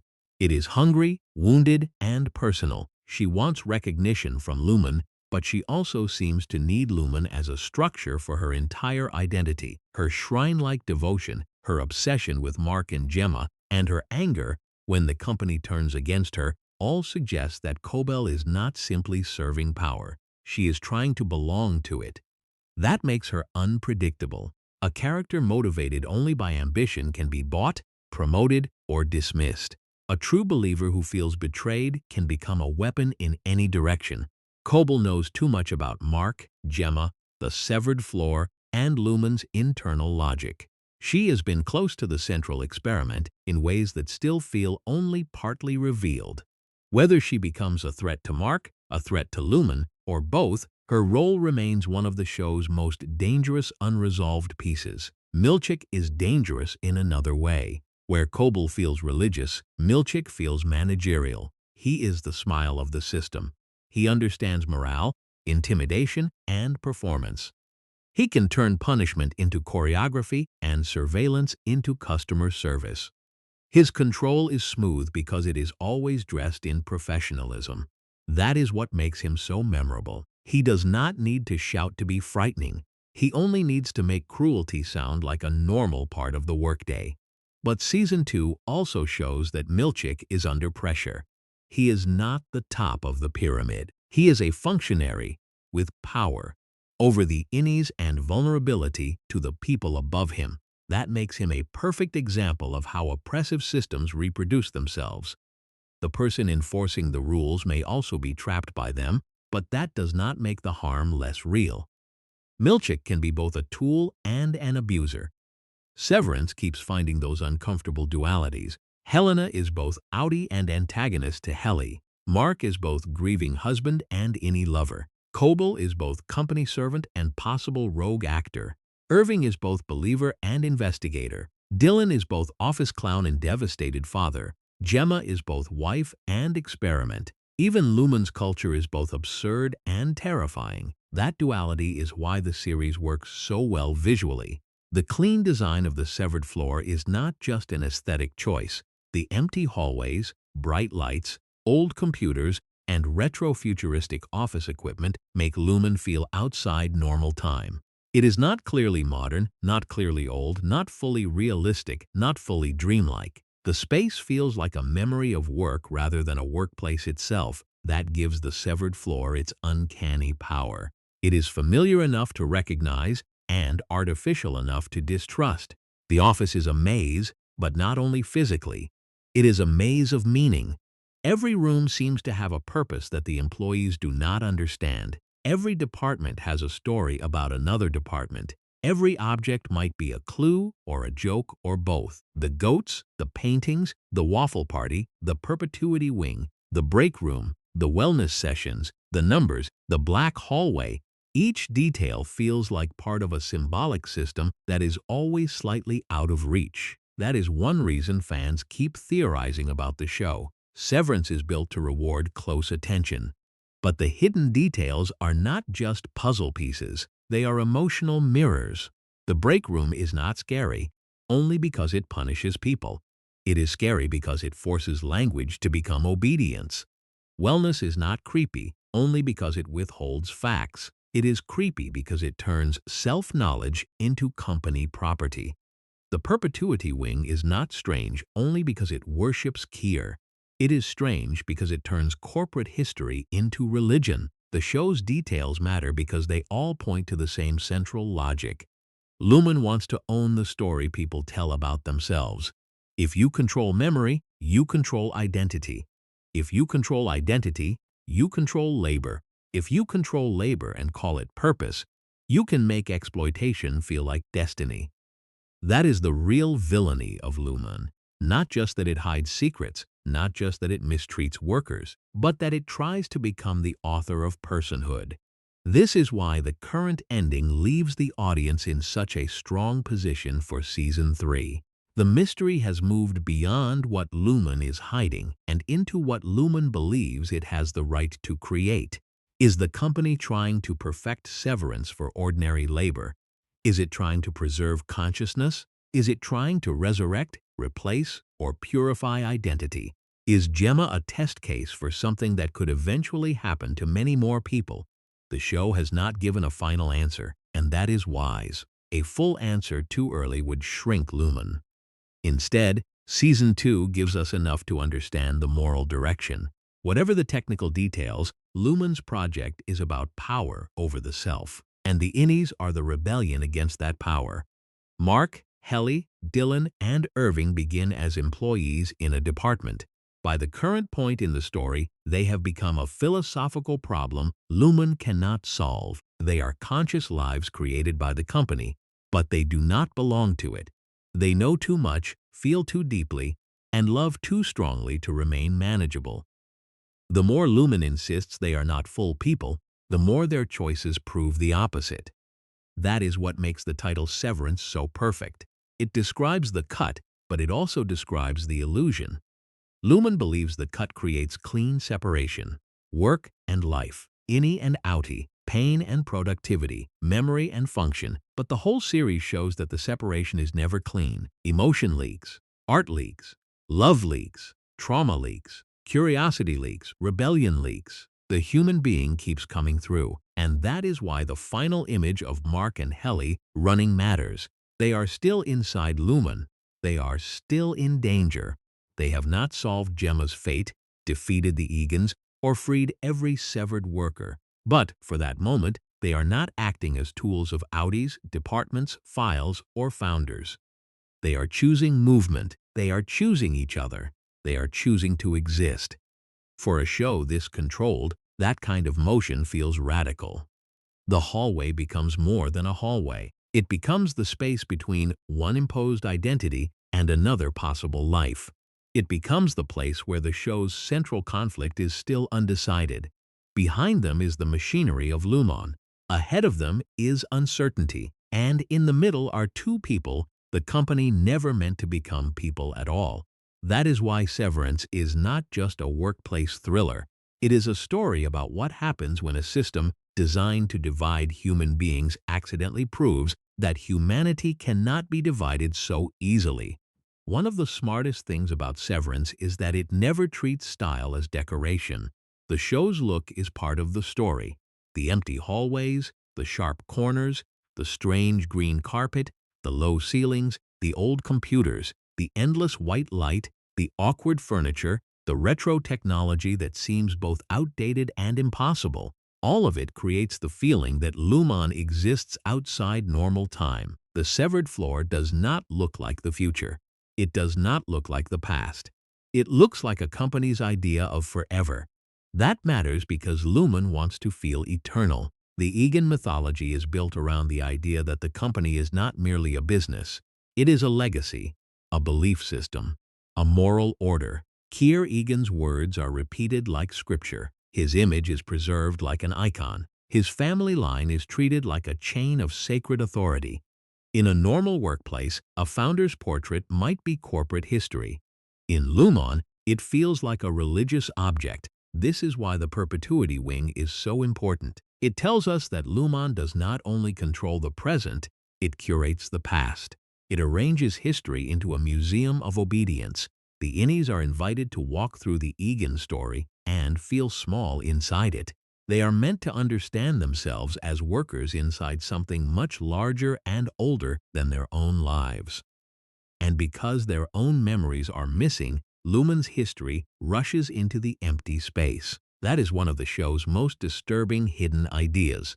If you take away someone's personal past, they become easier to fill with institutional history. For Mark, Dylan, Irving, and Helly, Lumon is not just their employer. It is the world that provides context. It tells them what words mean, what rooms matter, what behaviors are acceptable, what emotions are dangerous, and what rewards should feel satisfying. The severed floor is not only a location, it is an educational system. Every day, the innies are taught how to understand reality through Lumon's language. That is why the language of Severance is so memorable. Innie and outie sound almost childish, but the childishness is the point. The terms make a radical division feel cute and manageable. Break room sounds ordinary until we see what happens there. Wellness sounds gentle until we realize self-knowledge is being rationed. Overtime contingency sounds like a scheduling policy, but it means a person can be awakened outside their consent in a life they do not understand. Macrodad Uprising turns rebellion into a branded internal event. Lumon's greatest weapon is not just the severance chip, it is vocabulary. The company gives terrible things harmless names, and once those names are accepted, the terrible things become easier to administer. That is true inside the show, and it is part of why the show resonates so strongly outside it. Modern work culture often hides pressure behind cheerful language. It calls surveillance productivity. It calls exhaustion passion. It calls insecurity flexibility. Severance exaggerates that logic into science fiction, but the emotional truth is familiar. This is why the show's satire feels so sharp. The perks inside Lumon are absurd because they are so tiny. Melon bars, finger traps, dance experiences, a caricature portrait, a waffle party. But the point is not that these rewards are random. The point is that deprivation makes small rewards powerful. If your entire life is an office, then an office treat becomes a major event. If you have never been to a restaurant, held your child, gone for a walk, or listened to your own favorite song, then a strange little celebration can feel like the edge of joy. Lumon does not need to give much because it has taken almost everything. That idea makes Dylan's early obsession with rewards more tragic in hindsight. On first watch, it is funny that he cares so much about perks. On a deeper watch, it is horrifying. He is not childish by nature. He has been placed inside a system that forces childish incentives onto adult consciousness. His appetite for rewards is not proof that innies are simple. It is proof that the company has starved them. The same goes for the handbook. Irving's devotion to Lumon's rules can look comic at first. He speaks with seriousness about the company's teachings. He respects hierarchy. He responds to the Eagan mythology with almost devotional intensity. But Irving is not foolish.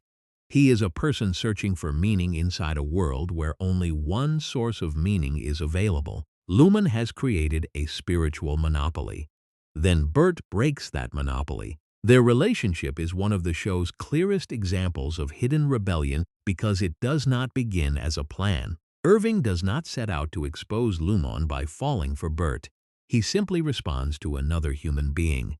That response is enough to weaken the company's design. Lumon wants departments to be separate, suspicious, and loyal upward. Irving and Bert create a bond sideways. They choose intimacy instead of hierarchy. In a world like Lumon, affection is subversive. Mark and Helly's relationship works in a similar way, but with a different emotional charge. Helly arrives as disruption. She is the person who refuses to be trained. Mark is already partly normalized by the system when she arrives, but her refusal reawakens something in him. Their connection grows because each gives the other something Lumon cannot provide. Mark gives Helly steadiness when panic could consume her. Helly gives Mark moral clarity when obedience has become habit. By season 2, that bond has become one of the central threats to Lumon. Not because romance is sentimental, but because love creates allegiance outside the company's structure. Lumon can manage employees. It can punish disobedience. It can rewrite narratives. But it struggles when people become loyal to each other in ways that exceed policy. The same is true of Mark's connection to Gemma, even though it exists mostly through absence. Gemma is the ghost at the center of the story before she is revealed as a living prisoner. Outie Mark's grief shapes everything. It is the reason he chooses Severance. It is the wound Cobel watches. It is the emotional absence that makes his outside life feel hollow. When Gemma is revealed as Ms. Casey, the show turns that absence into captivity. She was not simply gone. She was being held in the machinery of the very company Mark used to escape losing her. That twist is powerful because it changes the meaning of grief. Outie Mark's grief becomes not only sadness, but evidence of manipulation. Lumon did not just exploit his labor. It exploited his mourning. It let him believe one version of reality while hiding another. And because he severed himself, he gave the company a perfect wall behind which to hide the truth. The show's production design mirrors that emotional wall. Outside Lumon, Mark's world is cold, snowy, and lonely, but it still has texture. Homes, roads, bars, family gatherings, awkward conversations, bad dates, late-night drinking, grief that spills over. Inside Lumon, the space is controlled and flattened. There is almost no weather, no nature, no accidental life. Everything feels selected. That contrast makes the elevator one of the show's most important symbols. The elevator does not just move Mark between floors. It kills one consciousness and wakes another. For the body, it is a commute. For the self, it is death and birth repeated every workday. Innie Mark begins existence at the elevator's opening and ends existence when it closes. Outie Mark experiences the workday as a blank. The elevator is ordinary office architecture turned into an existential machine. That is why leaving work in Severance is not freedom for everyone. For the outie, leaving work means going home. For the innie, leaving work means disappearing. That single reversal is the foundation of the show's horror. It makes the audience rethink every workplace phrase. End of day, clocking out, work-life balance, personal time. In Lumon, all of those phrases depend on ignoring the person who never gets the personal time. This is also why the show is so careful with point of view. We spend enough time with the innies that they become emotionally real before the outside world fully understands them. By the time characters debate whether innies count as people, the audience already knows the answer. We have watched them fear, joke, flirt, suffer, learn, sacrifice, and choose. The debate is over before it begins. Lumon's mistake is thinking personhood requires a long biography. Severance argues that personhood reveals itself through experience, agency, and feeling. Helly is a person from the moment she wakes and says no. Dylan is a person when he aches for his child. Irving is a person when he loves Bert. Mark is a person when he realizes the rules he accepted are immoral. Miss Casey is a person even when Lumon treats her like a function. The show does not wait for legal or corporate permission to recognize humanity. That is why the break room is so disturbing. It is not simply a punishment room. It is a place where the company tries to break the relationship between language and truth. The employee must recite an apology until it sounds sincere enough. The content of the apology matters less than the surrender behind it. Lumon is not asking for understanding. It is demanding emotional performance. It wants the worker to say the right words in the right tone until resistance becomes exhausting. That is corporate discipline turned into ritual humiliation, and it connects directly to the show's larger concern with performance. Everyone in Severance performs. Outie Mark performs normalcy while grieving. Innie Mark performs compliance while doubting. Helly's outie performs confidence for Lumon's public image. Cobel performs neighborly warmth as Mrs. Selvig. Milchick performs cheerful management while enforcing cruelty. Lumon performs benevolence while conducting experiments. The question is always, where does the performance end and the self begin? That question becomes especially tricky with Helena. As an Eagan, Helena's public identity is already a kind of performance. She is part person, part brand, part family symbol. Her severance is meant to show loyalty to the procedure, but Helly destroys the performance because she is the unedited result. Helena can stand outside and say the procedure is good. Helly can stand inside and reveal what it feels like. That makes Helly the truth inside Helena's image. The show uses this contrast to criticize corporate storytelling. Companies often tell stories about their values, their mission, their culture, and their future. Lumon is obsessed with that kind of story. But Helly's existence shows the gap between story and lived reality. The brand says severance is liberation. The worker says it is imprisonment. The family says it is progress. The innie says it is suffering. And once the worker speaks, the brand cracks. Season 2's public fallout matters because Lumon has to respond not only to internal rebellion, but to narrative damage. It cannot allow Helly's speech to define severance. It cannot allow Mark's warning to Devon to spread unchecked. It cannot allow the innie's experience to become the central evidence. So the company does what institutions often do after scandal. It reframes, it reforms, it creates the appearance of choice, it updates the environment. It acts as if the system can be fixed without questioning the system's right to exist. That is what makes the choice offered to the innies so suspicious. A choice inside captivity is not simple freedom. If the entire structure of your knowledge, movement, and identity is controlled by the company offering the choice, then the choice is already contaminated. Lumon is very good at giving people options that preserve Lumon's power. It can make staying look voluntary. It can make leaving look like mercy. But if leaving means permanent non-existence for an innie, then what kind of choice is that? Again, the show turns a corporate policy into a philosophical trap. The innies are told they may leave, but leaving means their own lives end. That is not resignation, that is erasure. Lumon can describe it as respecting outie consent, but by this point the audience understands that innie consent matters too. The series has taught us to hear the cruelty hidden inside procedural language. This is why the show's world-building feels so precise.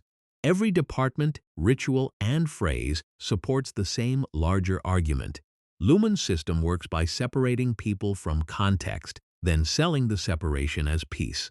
It separates Mark from grief, Dylan from family, Irving from truth, Helly from moral accountability, Gemma from continuity, and every innie from the outside world.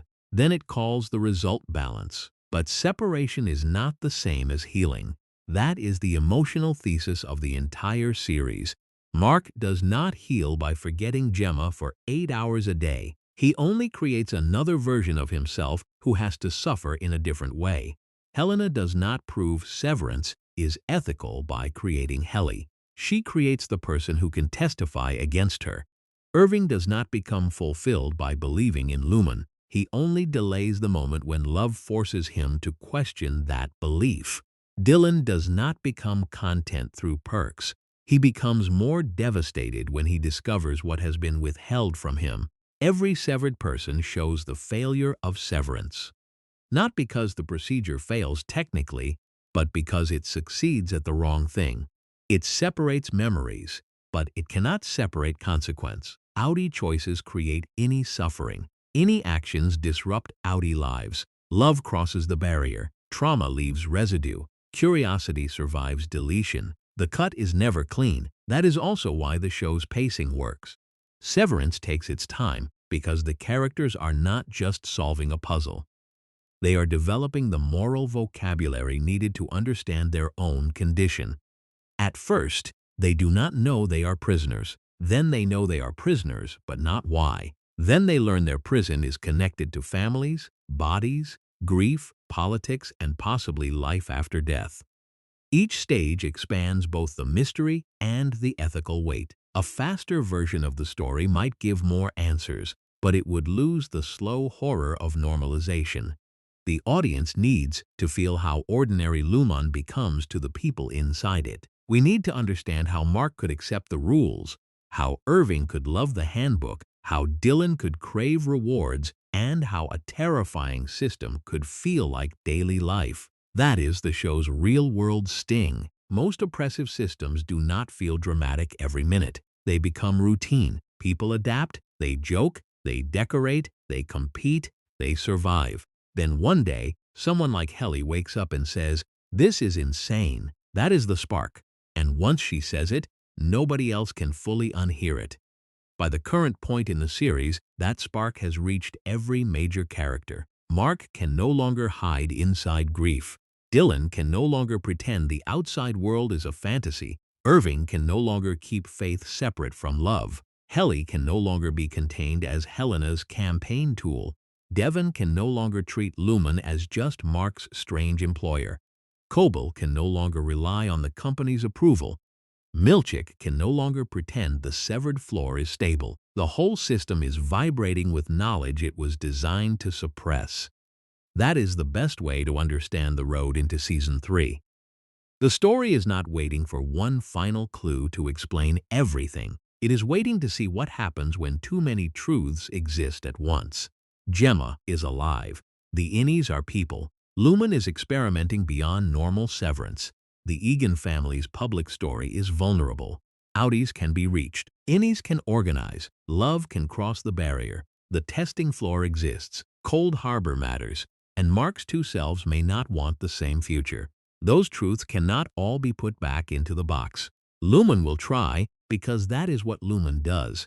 It will rename, punish, promote, isolate, threaten, and mythologize. It will offer choices that are not choices. It will turn rebellion into policy. It will turn suffering into data. It will turn language against the people trying to speak.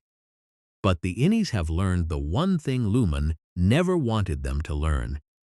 The world is bigger than the office, and once a person knows that, even a perfect maze starts to feel breakable. The hidden brilliance of Severance is that it turns the workplace into a haunted house without changing very much about the workplace. There are no traditional ghosts in the hallways, no monster jumps from the ceiling, no obvious supernatural force waits behind a locked door. But the severed floor is haunted by absence. Every worker is followed by the life they are not allowed to know. Every room contains the pressure of missing memory. Every cheerful ritual feels like it was built over something buried. Mark is haunted by Gemma before he knows she is alive. Irving is haunted by a hallway before he understands why he keeps returning to it. Dylan is haunted by a child he only sees for a moment. Helly is haunted by Helena, the outside self who owns the body but rejects the innie's humanity. And Gemma is haunted by the person she used to be because Miss Casey seems to exist in the shadow of a life Lumon has stripped away. That is why the show's horror is so quiet. It does not need to explain everything loudly. It lets the audience feel that something human has been removed from the room. The wellness sessions are the clearest example. On the surface, they are calm. Miss Casey tells an employee facts about their outie, but only in a carefully controlled way. The employee is not allowed to react too strongly. They must enjoy all facts equally. They cannot ask too much. They cannot connect the fragments into a real self. The scene looks peaceful, but it is actually a form of deprivation. The company gives the worker a taste of identity, then controls their hunger for it. That is one of Lumon's most effective methods. It does not only hide information, it portions information. A total absence might make the innies desperate, so Lumon gives them just enough to keep them emotionally dependent. A fact here, a reward there, a myth, a painting, a department rumor, a founder quote, a ceremony. The company builds a tiny world out of controlled fragments, then tells the employees this is meaning. But meaning created by a captor is not freedom. This is why Rickon's book becomes so funny and powerful. Outside Lumon, Rickon can seem absurd. His writing has the inflated drama of someone who believes every thought he has is profound. But inside Lumon, where the innies have been denied almost all independent language, his book becomes a revolutionary text. Mark reads it like scripture because to him it offers something Lumon's scripture never does: the possibility that the self belongs to itself. The joke works because both things are true. Rickon is ridiculous and Rickon is useful. His words may sound silly in normal life, but the innies are not living normal lives. They are starving for concepts that most people take for granted: dignity, freedom, inner truth, the right to question authority, the idea that a person is more than their usefulness to an institution. Lumon fears that kind of language because language changes what people can imagine.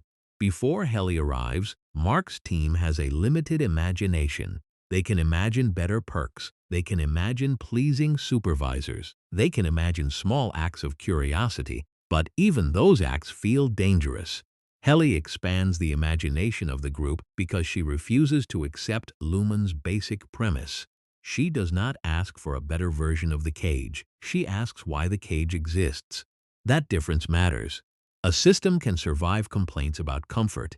It can adjust lighting, add rewards, change managers, and call that reform. But a system is threatened when people question its right to exist at all. Helly's rebellion is radical because it begins at the root. She does not want a nicer severed floor. She wants her life back. Season 2 keeps testing whether Lumon can neutralize that kind of rebellion by turning it into process. After the Macrodad uprising, the company tries to reshape the narrative. It cannot erase what happened, so it tries to manage what it means. This is one of the most realistic parts of the show. Institutions often survive scandal by becoming the official interpreter of their own wrongdoing. They apologize in controlled language. They announce changes. They present themselves as both the cause of the harm and the solution to it. Lumon's version of reform is especially chilling because it still refuses to accept the central truth. The innies are people. Everything else is secondary. Better rewards do not solve the problem. Kinder managers do not solve the problem. More attractive offices do not solve the problem. Even a so-called choice does not solve the problem if the choice is made inside a structure designed to erase one side of the self. This is why Severance is more than a mystery box show. It has mysteries, but the mysteries are supported by a clear moral argument. The show is not only asking what Lumon does with the numbers, the goats, the testing floor, or Cold Harbor. It is asking why any society would allow a company to create conscious beings for labor and then deny responsibility for their suffering. That question turns the outies into morally complicated figures too. Outie Mark is sympathetic because he is grieving. We understand why he chose severance. His life was unbearable, and the procedure offered relief, but his pain does not erase the cost. His innie pays for that relief with imprisonment. That does not make Outie Mark evil, but it does make his choice ethically loaded. Severance is honest enough to let us feel compassion for him and discomfort with him at the same time. Helena is different because her choice is tied to power. She does not choose severance to survive trauma. She chooses it as part of a public and political project. That makes her far more culpable. She creates Helly not to escape pain, but to sell a system. And when Helly suffers, Helena dismisses that suffering because admitting it would destroy the story she needs the world to believe. Dylan's outie is more mysterious emotionally because we see the impact of his family before we fully understand the outside man's inner life. But the existence of his child shows the ethical problem from another angle. An outie can consent to severance, but the innie is the one who loses access to the family, the home, the love, and the continuity of life. The outie may believe he is making a work decision. The innie experiences it as a world built entirely out of denial. Irving's outie may be the most actively resistant. His paintings, research, and obsession suggest that he understands something terrible about Lumon and is trying to push that knowledge across the divide. But even that raises questions. If outie Irving is using his innie as part of an investigation, does the innie know enough to consent? Is he protecting his inner self or placing him in danger? The answer may be complicated because in severance, even resistance can create moral damage when one self acts on behalf of another. That is the trap the technology creates. It makes consent unstable. The outie signs the paperwork, but the innie lives the consequences. The innie may rebel, but the outie may have to suffer the fallout. One self may want reintegration, while the other fears death. One self may love someone the other does not know. One self may be loyal to a company the other is trying to destroy. Severance takes the idea of personal choice and splits the person making the choice in half. This is why reintegration is so important, even though the show treats it as dangerous. Petey is the first proof that the severance wall can break. His reintegration is messy, painful, and unstable, but it reveals the possibility that the divided selves are not doomed to remain separate forever. At the same time, Petey's suffering warns us that restoring memory is not as simple as flipping a switch. If severance is a wound, reintegration may be surgery without anesthesia. Petey's tragedy also gives Mark a warning from the beginning. The truth can be found, but it may destroy the life built around the lie. Petey knows too much, feels too much, and cannot stabilize the two halves of himself. He becomes a living message. Lumon's technology has consequences even the company may not fully control. That warning hangs over Mark's story as Season 2 pushes him closer to reintegration. For outie Mark, reintegration may be the only path to understanding what happened to Gemma and what his innie knows. For innie Mark, reintegration could mean a kind of death. or at least the end of his separate self. The show keeps that tension alive because it understands that healing and erasure can look dangerously similar from different perspectives. If Mark becomes whole again, who survives? Does outie Mark absorb innie Mark's memories and continue as the dominant self? Does innie Mark become part of a larger identity? Does love for Helly remain? Does love for Gemma return with full force? Can one person contain both without breaking? These are not just technical questions, they are emotional ones. The show's future depends on them. Gemma's condition makes the problem even more urgent. She may not simply need rescue from a room. She may need restoration from a state Lumon has engineered. If Ms. Casey is a limited version of Gemma, then saving her body is not enough. The real rescue would mean recovering continuity, agency, and selfhood. But Severance has taught us to be careful with the word recover. Which version of Gemma counts as the true one? What has Ms. Casey experienced? Does that experience matter? If Gemma returns, does Ms. Casey vanish? The show gives Mark the emotional motivation of a rescue story, then refuses to let the rescue be morally simple. That is why the current ending has such force. Mark is not standing between good and evil in a simple way. He is standing between competing forms of love, obligation, and existence. Gemma represents the life his outie lost. Helly represents the life his innie built. Lumon is the villain behind both conflicts, but defeating Lumon does not automatically solve the question of who Mark is. This is what makes the series feel so adult. It understands that sometimes the villain creates damage no victory can neatly repair. Even if Lumon falls, the innies will still have to face the outside world. Outies will have to face what they allowed. Families will have to decide whether they can love a divided person as one person, two people, or something in between. Public society will have to confront the fact that a technology sold as convenience created a class of conscious workers with no legal, social, or emotional protection. That is the larger world waiting outside the hallways. And it is easy to forget because Lumon's interior world is so hypnotic. The show's design pulls us into the maze so effectively that every new room feels like a revelation. But Severance is also building toward a public reckoning. Helly's gala speech matters because it pushes the innie's suffering into the world of politics and media. Devon matters because she becomes a witness outside Lumon's control. Irving's investigation matters because it suggests networks of knowledge beyond the company. Rigabi matters because reintegration connects the mystery to resistance outside the severed floor. Lumon's control is powerful, but not total. The more people outside understand that innies are conscious, the harder it becomes to defend Severance as a private medical choice. The procedure stops being an individual workplace arrangement and becomes a social crisis. If an innie can suffer, then an innie has moral status. If an innie has moral status, then the entire severance industry is built on abuse.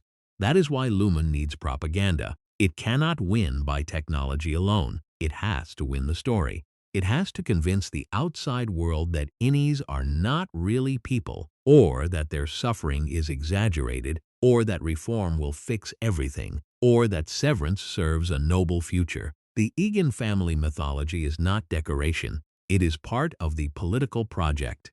A company that wants to control identity must also control public imagination. Helena's role becomes crucial here. She is not simply one character's outie. She is the public face of Severance's legitimacy. That means Helly's existence is catastrophic for Lumon. The person inside Helena is the living contradiction of Helena's message. As long as Helly exists and can speak, the company's clean narrative is in danger. This sets up one of the most compelling possibilities going forward. The battle between Helly and Helena may become the public battle over Severance itself. Not just an internal psychological conflict, but a fight over whose testimony counts. Helena can speak as the outie, the Eagan, the public figure.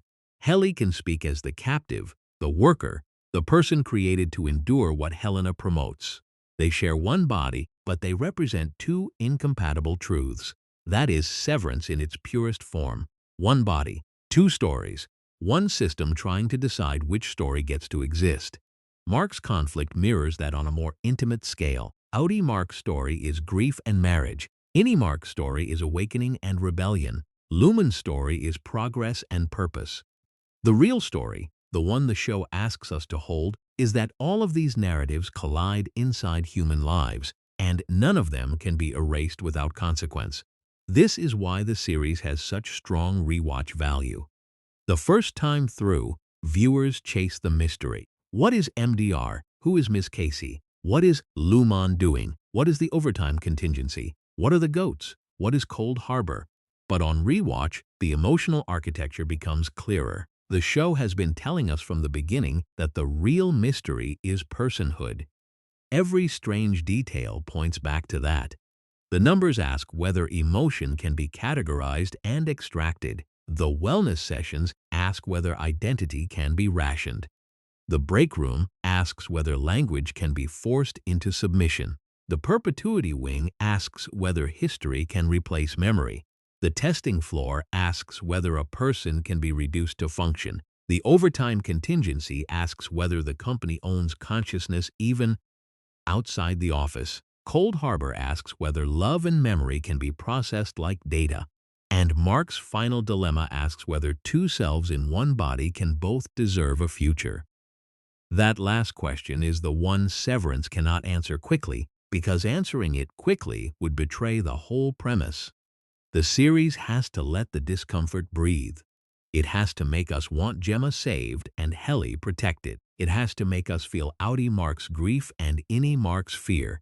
It has to make us angry at Lumon while admitting that Lumon has created problems no simple rescue can undo. That is what separates Severance from a puzzle show that only wants applause for twists. Its twists change the emotional rules.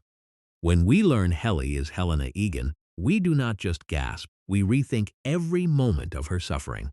When we learn Gemma is Ms. Casey, we do not just solve a clue, we rethink Mark's grief, Cobel's surveillance, and Lumon's interest in their relationship. When Dylan sees his son, we do not just learn about his outie. We understand the cruelty of every reward Lumon ever gave him. When Irving finds his paintings, we do not just get a mystery image. We realize his selves may be communicating through obsession. The show's reveals matter because they deepen character. That is why Severance has become one of the defining prestige series of its era. It has the surface pleasures of mystery, science fiction, satire, and thriller. But underneath all of that, it is a story about the cost of disconnection. People disconnect from pain, from work, from family, from memory, from ethics, from the consequences of their choices. Lumon gives that disconnection a product name. Then the show asks what happens when the disconnected parts start demanding to be heard. By the end of the current story, the answer is clear. They become impossible to ignore. Mark's innie is no longer a work persona. Helly is no longer a promotional experiment. Dylan is no longer a reward-hungry office clown.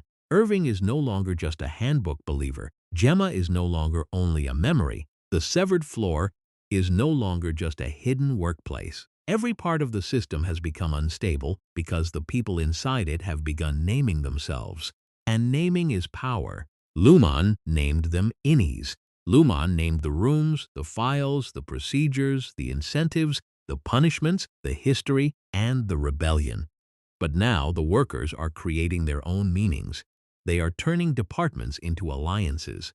They are turning company tools into escape routes. They are turning forbidden feelings into proof of life. They are turning the company's own technology against it. That is why the story still feels hopeful, even at its darkest. Lumon has the building, the board, the mythology, the security systems, the family dynasty, and the procedure. But the innies have the one thing Lumon keeps failing to eliminate: the need to be whole, or at least the need to choose what wholeness means. That need is stronger than a handbook, stronger than a perk, stronger than a locked elevator, and maybe, eventually, stronger than Lumon itself. So what is Severance really about? On the surface, it is about a company that splits memory between work and home. That premise is already strong enough to carry a thriller. But the full series becomes much more than that. It is about what people are willing to cut away from themselves in order to survive. It is about the danger of treating pain as a technical problem instead of a human one. It is about corporations that do not simply buy labor, but try to own identity. And most of all, it is about the parts of a person that keep fighting to be recognized, even when the world tells them they are only fragments. That is why Mark is the perfect center of the story. He is not a traditional hero at first. He is not an investigator looking for a conspiracy.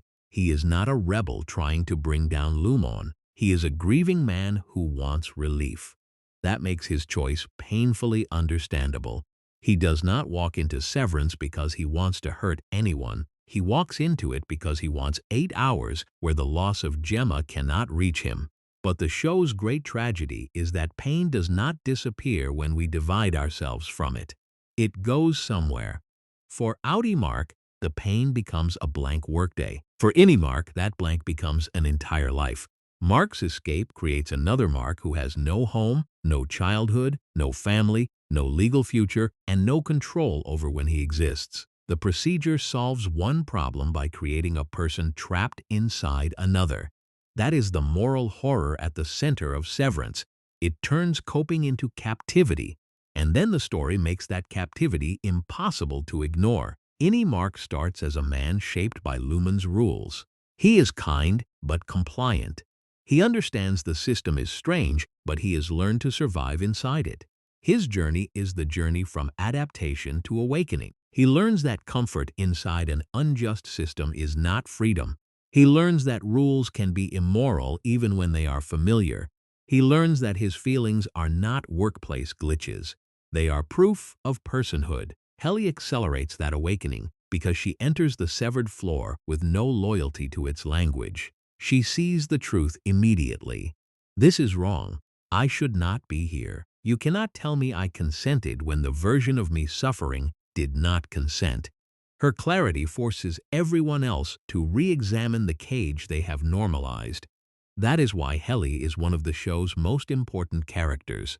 She is not only brave, she is disruptive in the purest sense. She disrupts the story Lumon tells about itself. She disrupts Mark's obedience. She disrupts the audience's ability to see Severance as a clever concept instead of a moral emergency. And when we learn she is Helena Eagan's innie, her role becomes even sharper. She is the rebellion born inside the ruling family's own body. Lumon creates Helly to prove Severance works. Helly proves why it should not exist. Dylan's arc gives the show its emotional shock through family. He begins as the character most attached to the tiny rewards of Lumon life. But that attachment is not foolishness. It is deprivation. He wants what the company has made available because the company has made everything else unavailable. Then he sees his son, and suddenly every reward Lumon ever offered looks obscene. How can a finger trap compete with a child? How can a waffle party compete with fatherhood? How can any corporate perk compensate for a stolen life? Dylan's pain reveals the poverty of Lumon's world. Irving's arc reveals its spiritual emptiness. He believes because Lumon gives him something to believe in, but love breaks the spell. Bert becomes the person who matters more than the handbook. And outside, Irving's painting suggests that some deeper part of him has been trying to communicate across the split all along. His story shows that memory can be blocked, but obsession, longing, and truth can still leak through. Gemma's arc reveals the deepest cruelty. She is not only the lost wife, she is the person Lumon has turned into a mystery, a tool, and an experiment. As Ms. Casey, she shows what happens when a human being is reduced almost completely to function. Her calmness is not peace. It is damage made quiet.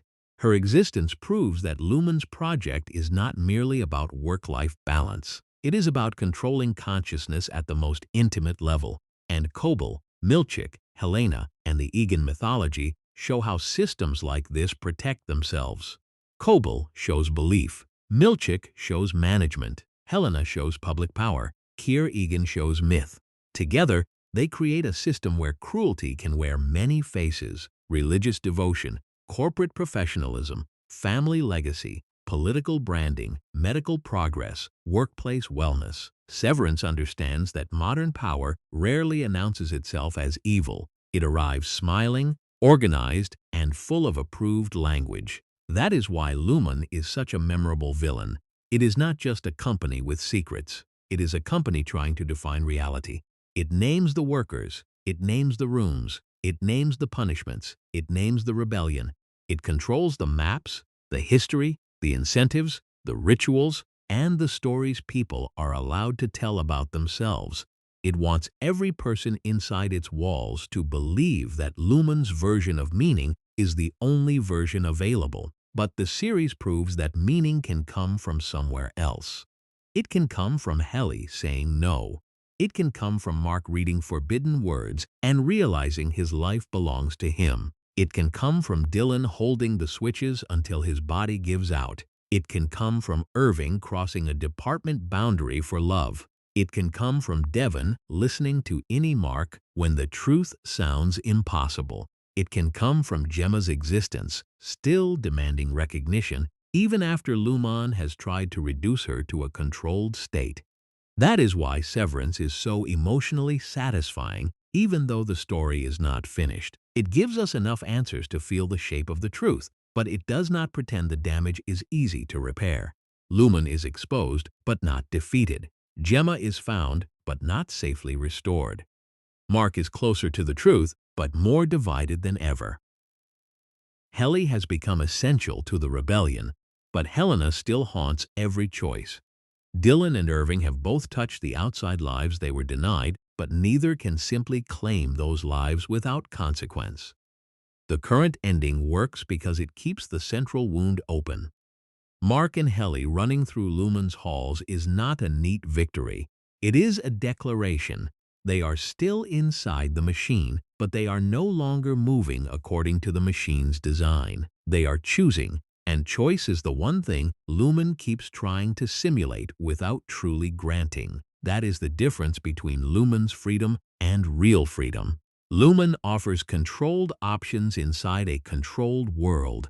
Real freedom begins when the innies can ask whether the world itself should exist. Lumon asks them to choose between approved paths. The rebellion asks who had the right to build the paths in the first place. And that question is bigger than one department, one file, or one rescue mission. It reaches into the future of the entire Severance project. If society accepts Severance, then the innies are not an accident. They are a new class of hidden people. A population created for convenience, productivity, denial, and emotional outsourcing. People whose suffering can be ignored because someone outside signed a form. People whose lives can begin and end at an elevator. That is the nightmare the show is warning about. Not that technology might fail, but that it might work exactly as advertised and still be monstrous. Severance also understands something deeply uncomfortable about pain. Many people would like to remove the hardest parts of themselves: grief, guilt, trauma, boredom, shame, exhaustion, responsibility. Lumon's promise is seductive because it offers separation without consequence. You can cut away the part that suffers at work. You can cut away the part that remembers pain. You can become clean, efficient, and protected. But the series says no. The parts we cut away do not stop mattering. They become abandoned rooms inside us. They become innies in the dark, waiting to be heard. That is why the show's title keeps expanding. Severance is the procedure. Severance is the workplace policy. Severance is Mark's grief strategy. Severance is Helena's public stunt. Severance is Lumon's business model. Severance is a spiritual wound, a social danger, and a philosophical question. How much can you cut from a person before the person is no longer whole? And if the cut creates another conscious life, who is responsible for that life? The answer the show gives, again and again, is that responsibility cannot be severed. Outies are responsible for innies. Companies are responsible for workers. Families are responsible for truth. Society is responsible for the hidden suffering it allows, and the self is responsible for the parts it tries to abandon. That is why Severance feels so relevant without becoming a simple message show. It is not lecturing. It is dramatizing. It makes us feel the appeal of escape through Mark, then makes us feel the cost through his innie. It makes us laugh at Lumon's absurdity, then shows the cruelty beneath the joke. It makes us chase the mystery, then reveals that the mystery is built out of human pain. By the time we reach the current end of the series, the biggest question is not only what Lumon wants. The biggest question is what wholeness would even look like after so much division. Would Mark become one person again? Would Gemma return as herself, or would Miss Casey remain part of her? Would Helly and Helena ever be reconciled, or must one identity defeat the other? Would Dylan's innie be allowed to know his son? Would Irving's innie and outie finally understand each other? Would the world recognize innies as people, or would Lumon find a new way to hide them? Those questions are why Season 3 matters so much. The next chapter is not just about solving clues, it is about consequences. The truth has escaped in fragments. Now the world has to decide what to do with it, and Lumon will not give up easily. A company that has built its identity around control will not surrender because a few workers discovered the truth. It will rebrand, retaliate, seduce, and distort. It will try to turn its failures into proof of improvement. It will try to use Helena, Keir, Cold Harbor, and every remaining secret to protect the larger project. Because for Lumon, Severance is not only a product, it is a vision of humanity. A vision where people can be divided into useful parts. A vision where suffering can be hidden below the surface. A vision where memory, labor, and identity can all be managed by someone else. Mark, Helly, Dylan, Irving, Gemma, Devon, and everyone pulled into Lumon's orbit stand against that vision, whether they fully understand it or not.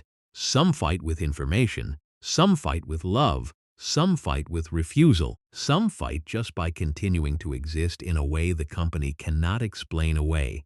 That is the final reason Severance works so well. Its heroes are not powerful because they are stronger than Lumon. They are powerful because Lumon's entire system depends on denying something the audience can plainly see. These people are real. Their pain is real. Their choices are real. Their love is real. Their lives count, even if those lives were created by someone else's signature. Once that truth is accepted, Lumon's moral world collapses. The company can still control hallways. It can still lock doors. It can still activate protocols, hide files, punish workers, and tell stories about Keir, but it can no longer make the central lie feel believable. The innies are not office modes. They are people. And people do not stop being people because a corporation found a profitable way to rename them. That is what Severance is really building toward, not just the fall of Lumon, not just the rescue of Gemma, not just the reunion of divided selves, and not just one final explanation for every symbol. It is building toward a reckoning with the idea that no system, however polished or powerful, has the right to decide which parts of a human being deserve to exist. And maybe that is why the show's clean white hallways feel so terrifying. They are not empty. They are filled with people Lumon tried to erase before anyone could hear them scream. But now they have voices. They have names. They have memories of their own. And once the severed begin speaking for themselves, the whole machine starts to break.